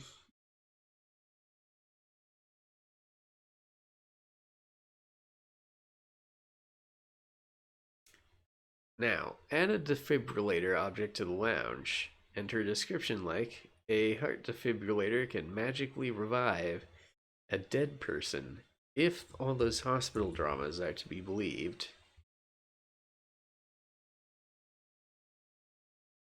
So, we add a defibrillator to the lounge.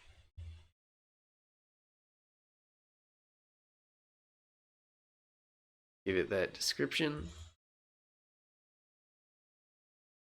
We go to the inventory tab and select that it can be taken. Now we go back to Bob.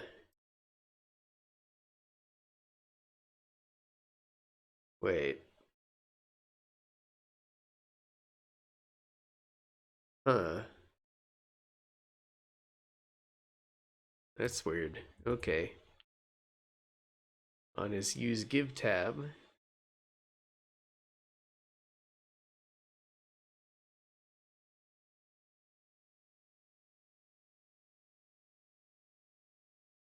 which we need to select there.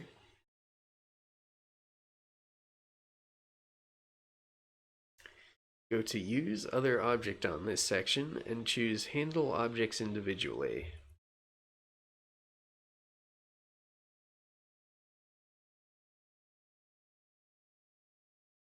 A list will appear in the Use section. Here, you can add the objects that can be used with Bob, with a script for each. Click Add and type defibrillator. Defib. I think I typoed it in the other thing here.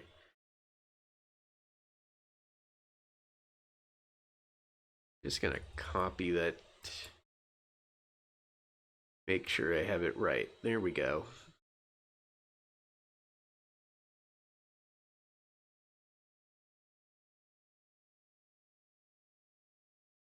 So defibrillator. In that object. In this case, we want to print a message to tell the player what's happening and then set the alive flag on Bob. So we'll add a print a message script and type something like, miraculously, the defibrillator lived up to its promise and Bob is now alive again. He says his head feels kind of fuzzy. Oh, we have that up.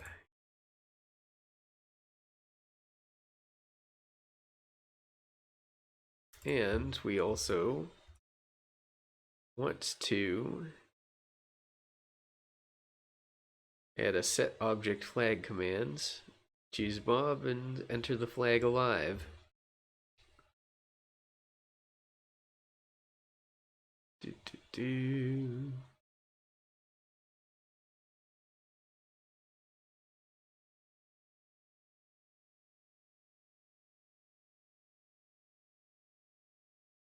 Set flag for Bob alive.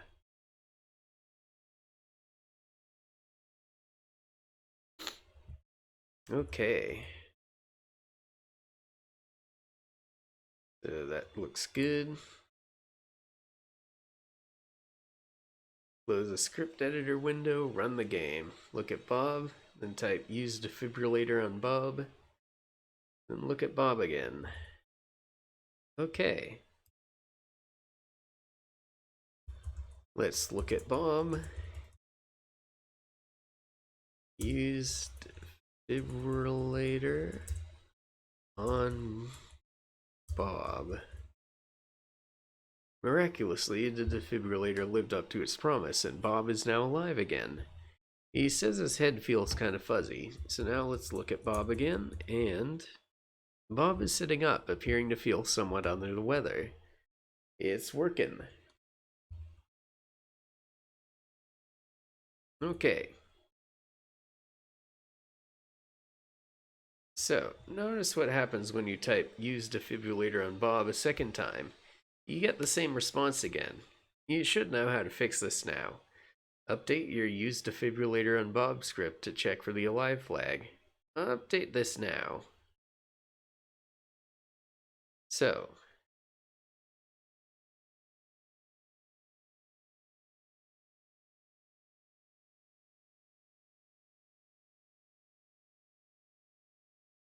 what we want is to add an if.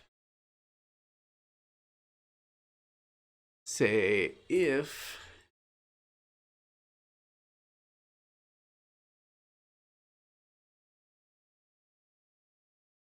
let's see,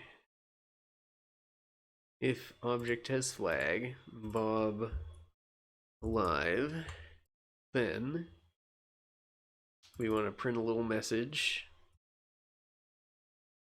Bob is already alive.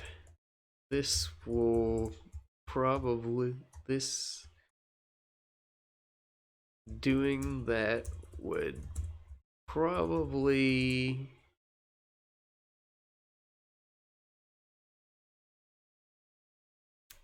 reverse his situation. And for else, we want to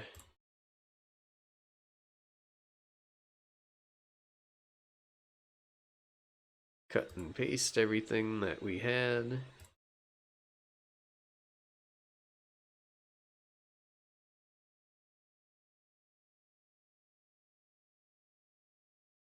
Okay, so let's test how that works. Look, Bob, use defibrillator on Bob. Now let's try that again. Bob is already live. Doing that would probably reverse his situation. Okay, great. So, using functions. It would be good if we could get the same effect just by typing use defibrillator. There are a couple of things we could do here from the defibrillator use give tab under use on its own. We can tick display menu of objects this can be used on. This would allow the player to select Bob to use the defibrillator on. Or we can choose run script from the action list to automatically defibrillate Bob. The first option is definitely the easiest, but the second option allows us to demonstrate the use of functions. Of course, we could simply copy the script we created in the section above and paste it in the defibrillator's use this object on its own script. However, if we then wanted to make an object update to one script, we would have to update the other one as well. The best way to resolve this is to make both our existing use defibrillator on Bob and our new use defibrillator point to the same script. The way to do this is to set up a function. Functions provide a way for you to set up scripts that can be called from anywhere in the game, so you don't have to keep copying and pasting or re-entering the script. Let's create one now to store the script commands we use to resuscitate Bob. We can then set both use defibrillator on Bob and use defibrillator to call this function. First, go to Bob's use give tab, then double click defibrillator in the use table to bring up the script editor. Hold down the shift key and select all script lines, then click the cut button to move the script to the clipboard. Now, close the window. Okay. So what are we doing? Defibrillator. Okay.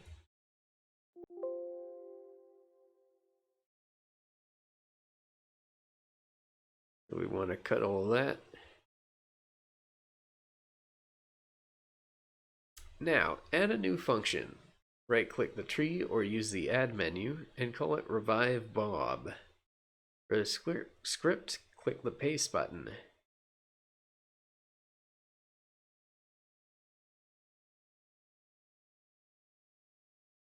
So we can add a function and call it Revive Bob.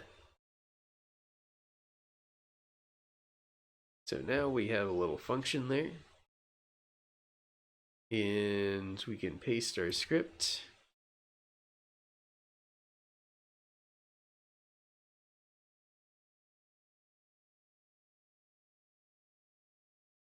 And there we go.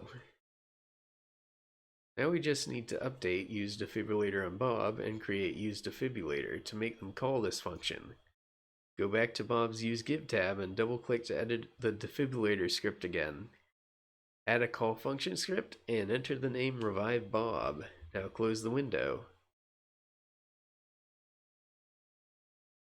Okay, so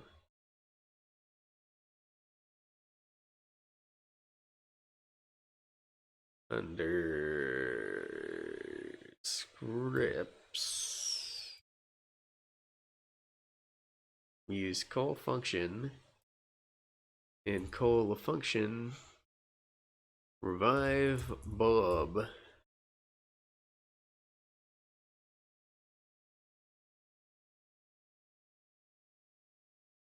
And if we use the defibrillator,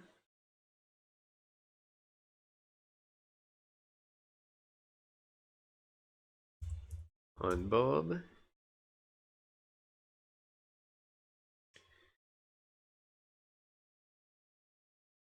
it acts the same as it did before. So we're back at square one. So now we just need to make use defibrillator call the same function now. So go to the defibrillator's use give tab, and in the use on its own section, choose run a script.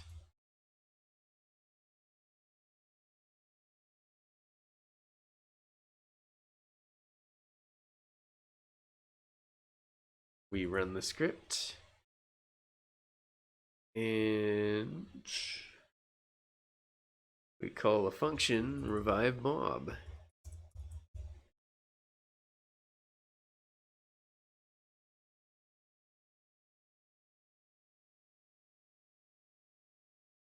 Launch the game now and verify you get the same response whether you type use defibrillator on Bob or just use defibrillator.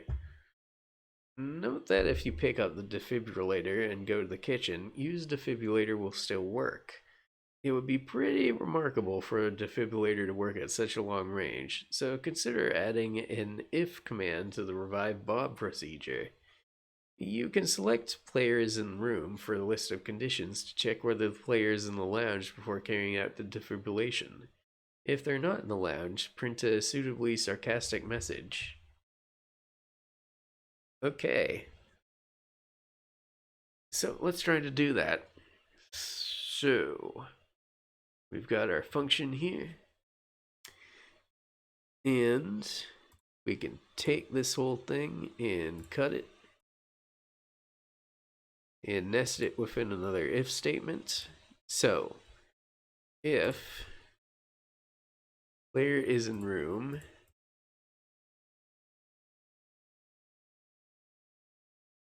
and the room is the lounge, then we run our script. Otherwise, we'll print a little message that says there's nothing here to defibrillate.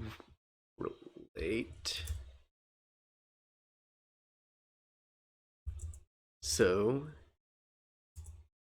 you give yourself a little shock just for fun.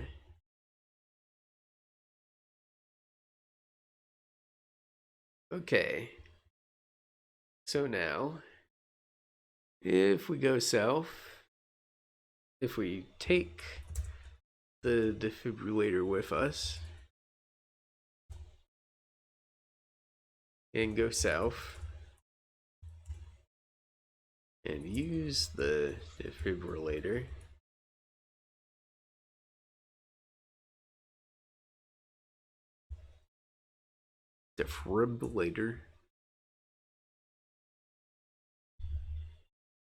it doesn't work. But if we go north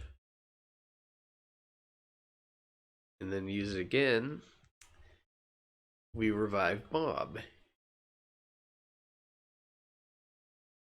So, using logic, we have created a situation where we can use a defibrillator to revive a character.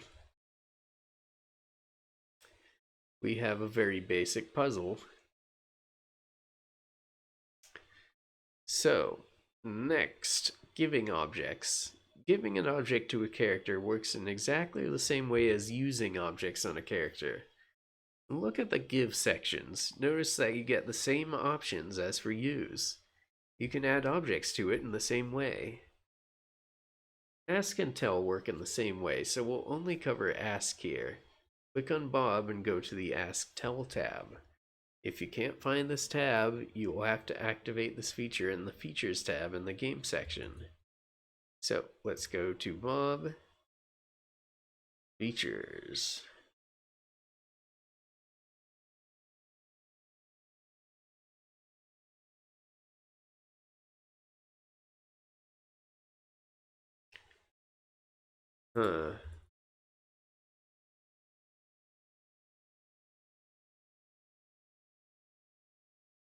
Features.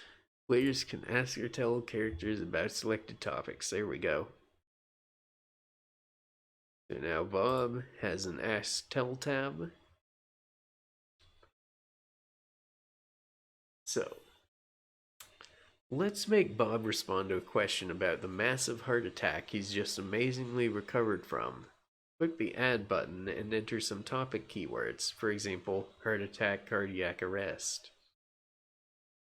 When the player asks Bob about anything, this list of keywords is checked for matches in the player's command. So the player could type Ask Bob about heart or Ask Bob about cardiac arrest, and that will match this topic. So we'll do that.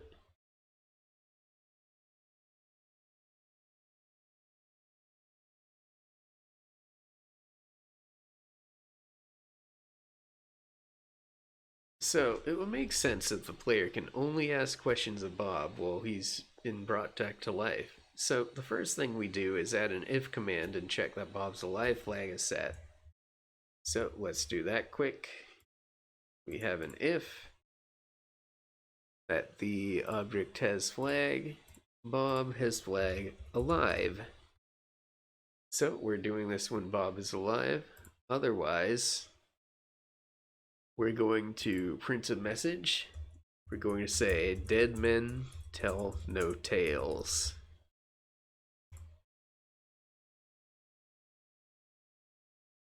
Okay, so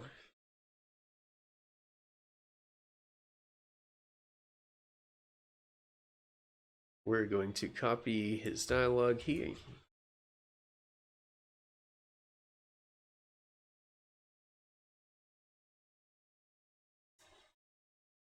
We can print a message.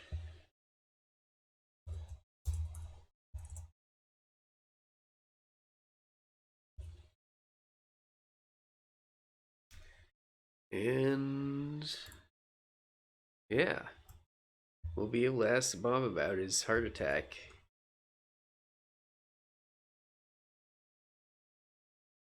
So let's see how that works.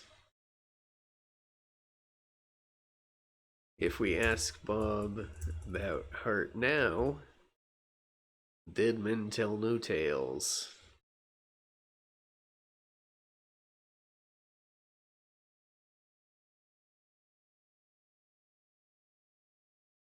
So, if we use the defibrillator, Bob is now alive. So, if we ask again,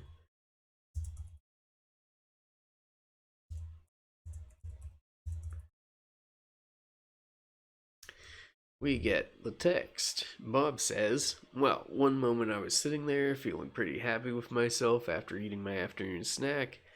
A cheeseburger, pizza, and ice cream pie smothered in bacon, which I had washed down with a bucket of coffee and 6 cans of Red Bull. When all of a sudden I was in terrible pain, and then everything was peaceful. And then you came along. Well, Bob, I'm not sure about your consumption habits.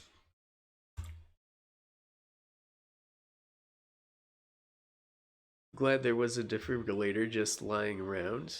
So, next, using containers. Containers are objects that can contain other objects. In this example, we'll create a fridge object in the kitchen, which contains several items of food and drink. The fridge is initially closed, so these items will only be visible once the player has opened the fridge. Creating the fridge. Create a fridge object in the kitchen and give it a description like a big old refrigerator sits in the corner, humming quietly. Let's do that. We want this in the kitchen.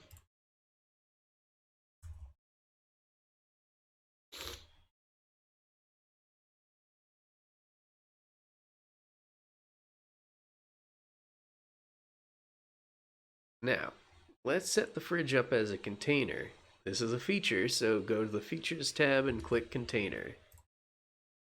There we go. By default, not a container is selected. Change this to Closed Container. The container options now appear. By default, the player can open and close the fridge. We're going to add some objects to the fridge in a moment, and it would be good if the contents were listed when the player opened the fridge, so tick the List Children when object is looked at or opened option. So we do that. Now, let's create some objects inside of the fridge. To do this, we just create these objects as normal, but on the Add Object window, we set the parent to fridge. Alternatively, you can move objects. In the desktop version, just drag them around the left pane. For the web version, click the Move button towards the top right. Add the following objects: milk, cheese, beer.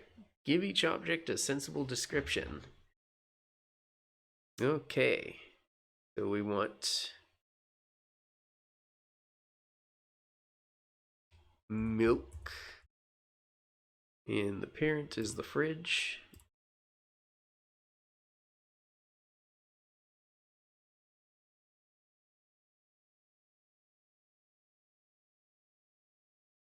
Some for the prefix.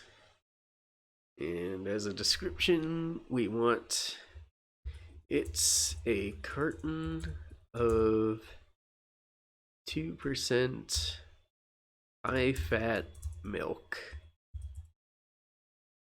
I'll say 69% high fat milk. Very nice milk.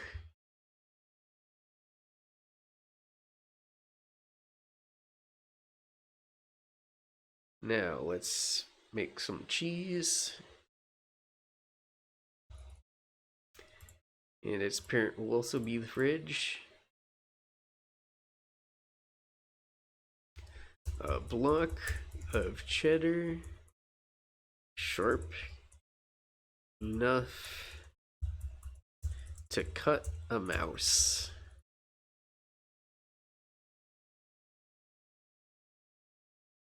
And we have one more thing, and oh, I need to say some cheese.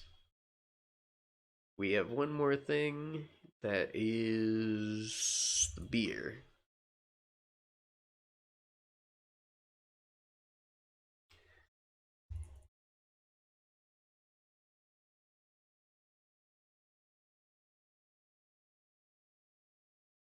And the beer's description will be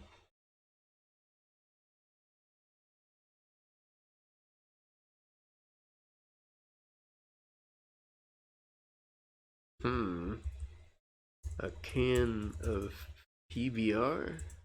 No thanks. Okay.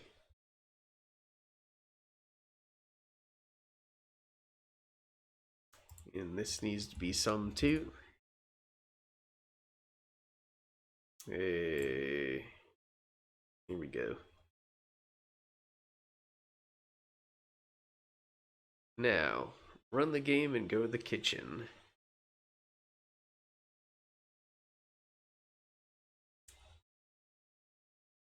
Let's see how this stuff works. So let's go down the kitchen. You can see a flour, an egg, sugar, and some fridge. Okay, we don't want that. I don't know why that happens. But anyways. And a fridge, there we go. So if we click on the hyperlink, we can open the fridge, and when we open the fridge, it contains some milk, a cheese, and some beer. Eat cheese. Oh no, we can't eat the cheese yet. That's not right. Oh no. Actually, that's fine. We haven't added any commands for doing stuff like that. I don't know why the fridge had that free prefix, but not the cheese. Oh well, fixed now. By setting the list prefix, you can change the "it contains" text which appears before the list of objects. So we can do that.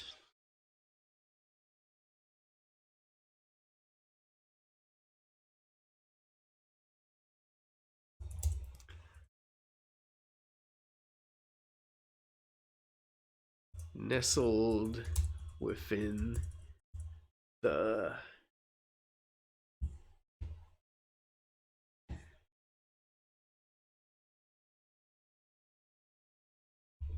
cool fridge are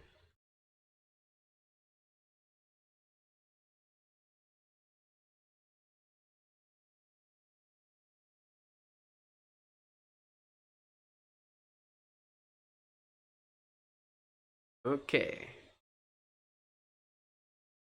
So we can change that.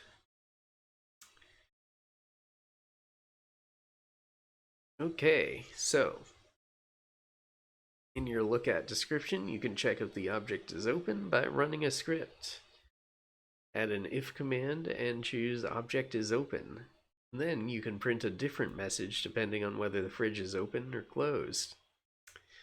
When the fridge is open, you might print "the fridge is open, casting its light out into the gloomy kitchen." So let's do that.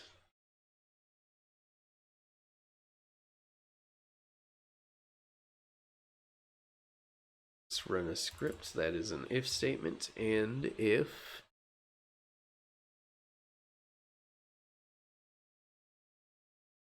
object is open, the fridge, then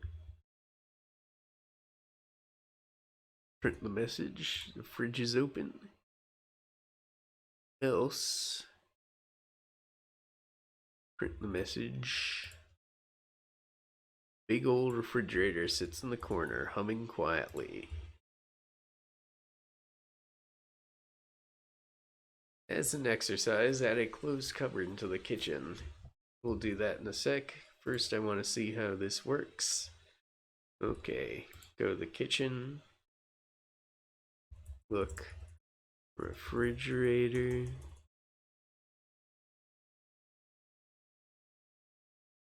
Look, fridge.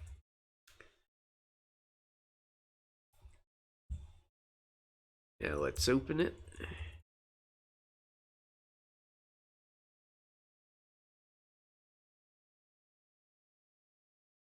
Now if we look at it, the fridge is open, casting its light out into the gloomy kitchen. And we get to see its contents too when we look. So now let's do this. As an exercise, add a closed cupboard to the kitchen. So let's start doing that. We will add a cupboard.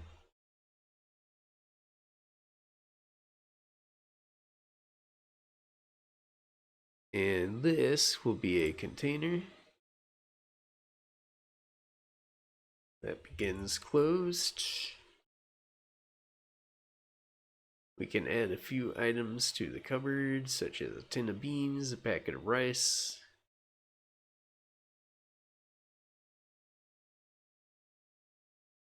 Okay, so let's add a few things for this.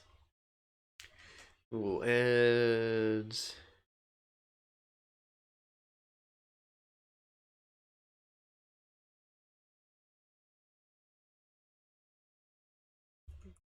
a box of pasta.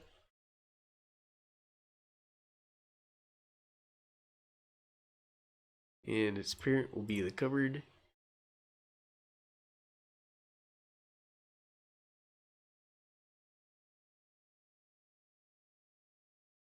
A box of rotini pasta.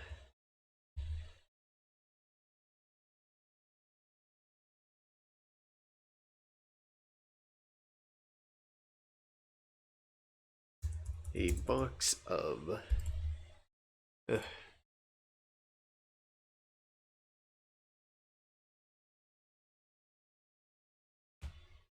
Okay.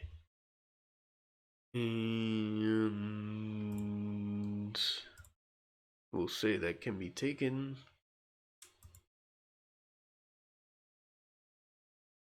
And let's add another one. It will be peanut butter.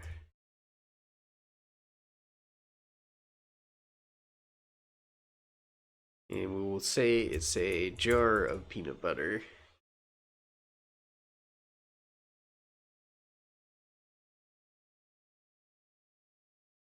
It's a simple jar of peanut butter. Okay. So we have that. We'll say it can be taken. All right.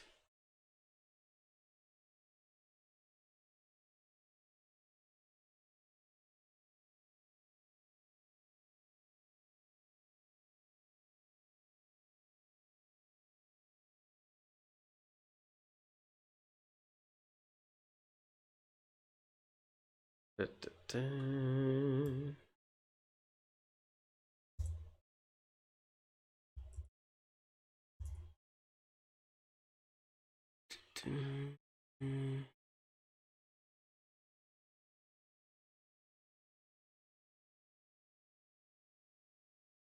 Okay.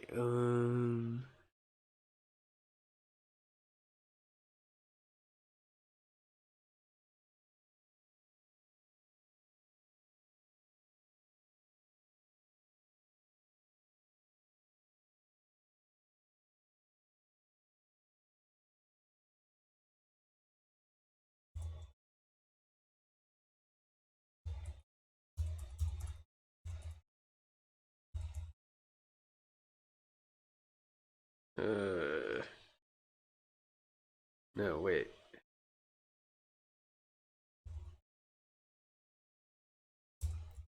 Here we go. That's what I was looking for.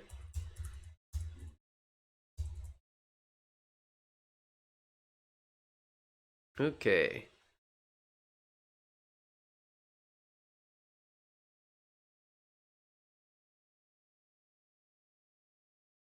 So now if we open the cupboard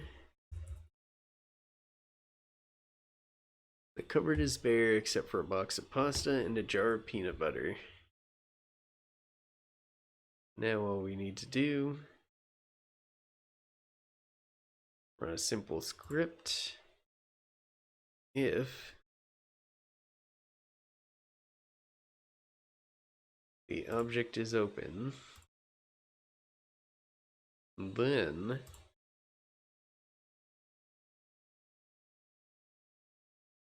the cupboard is almost empty.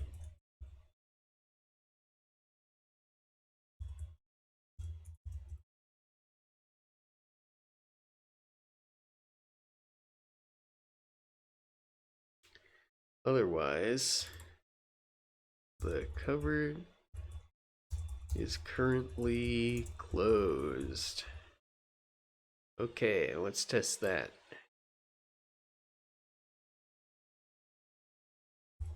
So if we look at the cupboard now, the cupboard is currently closed. So let's open it.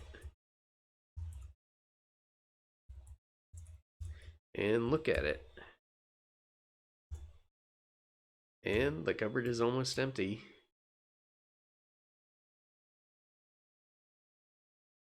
Okay. Lovely. So, transparency. When you set the transparent option, the player can see what objects are inside the container even if it's closed. Although the player can see what's inside a transparent container, they still can't take objects from it or put objects in it unless it's open. So, for example, think about a museum display. You can see the stuff in it, but you can't really take it without opening it. So, surfaces. Surfaces act very much like containers. They act as an always open container, and objects that are on a surface are visible in a room description even before the player has looked at the surface. And for this reason, they're a good choice for implementing things like tables. As an exercise, change the table object in the lounge to make it a surface, or create it if you haven't already. Then move the newspaper so that's on the table. So let's give that a try. So we have the table in the lounge. And we can add a feature to make this a container. And the container type is a surface.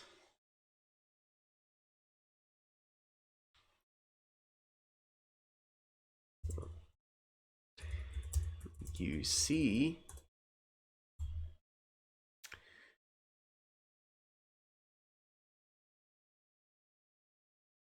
okay, and now for the newspaper,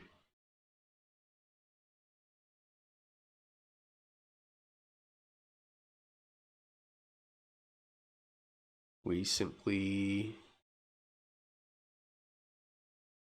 move that to the table. And when we play, you see a table on which there is a newspaper. And if we look at the table, it seems like a fairly conventional four-legged table. On the table, you see a newspaper. So, that's very cool. Lockable containers. What if you don't want the container to be immediately openable? If it's part of a puzzle, you may want the player to have a particular key object before they can open it. To implement this, you can make the container lockable. Let's create a small and admittedly tedious puzzle. We're going to put the defibrillator in a locked box. The player must get the key from the kitchen, unlock the box, and then take the defibrillator from the box before they can revive Bob. Please bear in mind this is probably the most boring puzzle imaginable. It's just an example. Don't use it as a guide for something that would make the game more exciting. It's up to you to think of interesting puzzles. First, set up the objects. Create a box object in the lounge. Make it a closed container. So let's do that. Add a box. And the box is a container. And it's a closed one. Move the defibrillator to the box. So we just move that down there. And it's right in there. And in the kitchen, add a key object and make it takeable. So in the kitchen, let's do this first. In the kitchen, we want a key.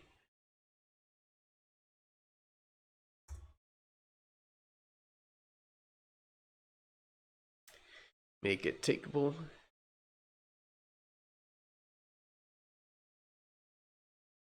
Now, make the box lockable. Go to the Container tab, and in the Locking section, choose Lockable from the Lock Types list. And this will display the lock options. You can now choose the key option from the list. Okay. Under Container, we say Lockable.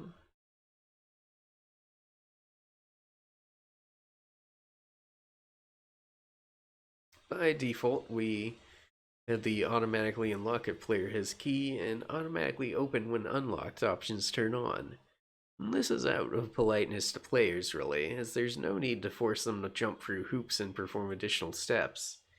If they've unlocked the object, it's a fair bet they want to open it, and if they type open box before unlocking it, then if they have the key, there's no point in forcing them to type unlock box first.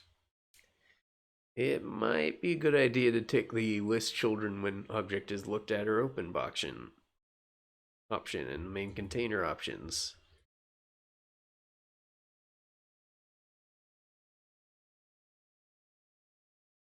Now your game output will look something like this.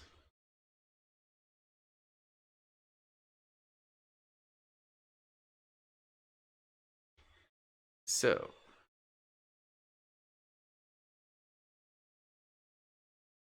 we need one key, and the key is called key. Okay.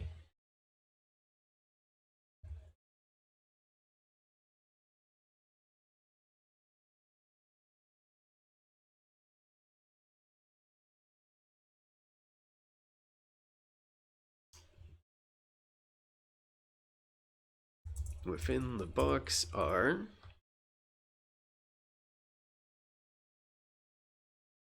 okay, so now let's try to solve our little puzzle. Look at box. Nothing out of the ordinary.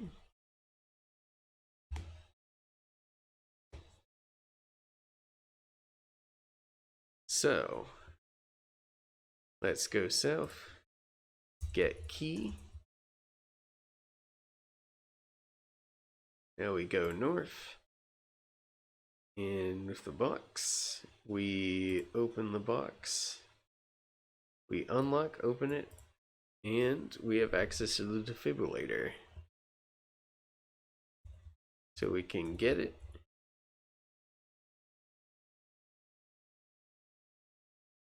If I can stop typoing it.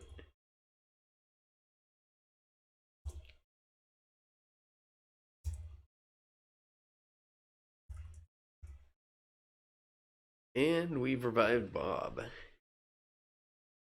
Lovely. Okay. So, moving objects during the game. Where are we in this tutorial? Okay, I think I'm gonna quit at this point. I think we've explored enough of this engine. This, offering tool. So, what do I think of this? I think it's pretty good for what it's trying to do. It has some very clear assumptions about, the genre. So it provides you with a lot of stuff that will help you get started. It knows the most common commands and will help you to set up your game to use them effectively. So you don't need to go through a lot of hassle getting a ton of commands working. You have your base setup, bunch of commands that are easy to use,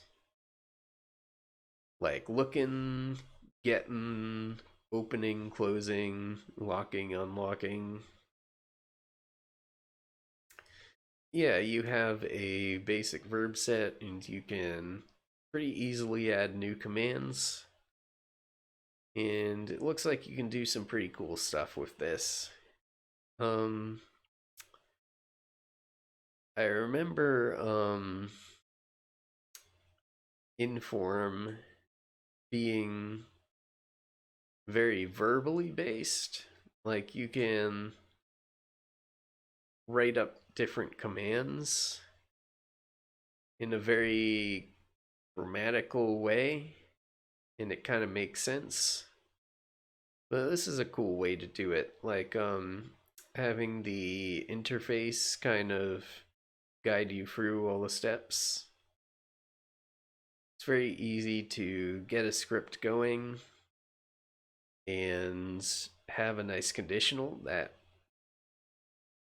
helps you to determine if something is true, then I want to do this. If something's false, I want to do this. Yeah, it's it seems like you could make some good specifically text adventures with this. It is a extremely limited scope, but I think that's to its benefit. I think there really needs to be more of these sorts of engines and frameworks that have a very, very specific job they're setting out to do. And I'm going to look into more like that in the future. I want to, one week I want to take a look at Adventure Game Studio because I did, mess with that a lot, like a long, long time ago. And it's interesting. It's been around for a while, and I think there was a version of it earlier on that was actually DOS compatible, which is pretty interesting. Like, not the program itself, but the games you could make. They would run on DOS, and that was pretty cool. I think it used, it must have been like, an earlier version of Allegro to do that, I think. Anyways, so this was the Quest framework. Very simple but very effective way to write text adventures. And how would I compare this to Twine? I think it's trying to set out to do very different things. This is more verging on the sort of old school style with the parsers, with a couple of interface considerations to update it, make it more accessible. I think Twine is more leaning towards very hyperlink focused projects that are sort of more, I guess,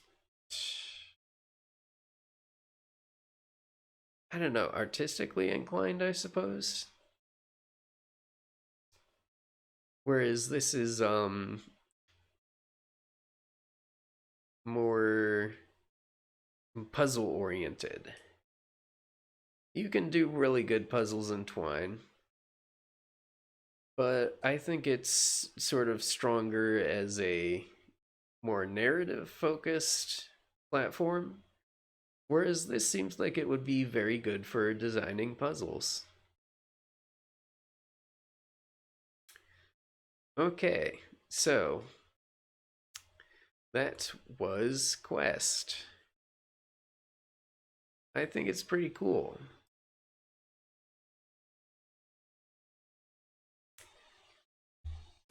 Would I recommend it if you're not making a very specifically text adventure game? No, I don't think this can be stretched very far. But I think it's cool for what it does. And if you're just starting, if you really want to buckle down and make a game before you spend tons of time learning skills like pixel art and physics and other sorts of more complicated game logic, something like this is a good place to start. Because you're just dealing with basic conditional logic, and you can sort of expand slowly into more complicated logic if you want, but you can also make very simple things, and you don't need any graphics. You can have them if you want, but it's very low cost of entry. I'm not just speaking about the engine being free. I'm saying that you don't need a lot of skills to get started. You can build up those skills as you go. And you can make fulfilling games in the process. Okay, so that'll be it for tonight. Thank you for watching. It's been Gay.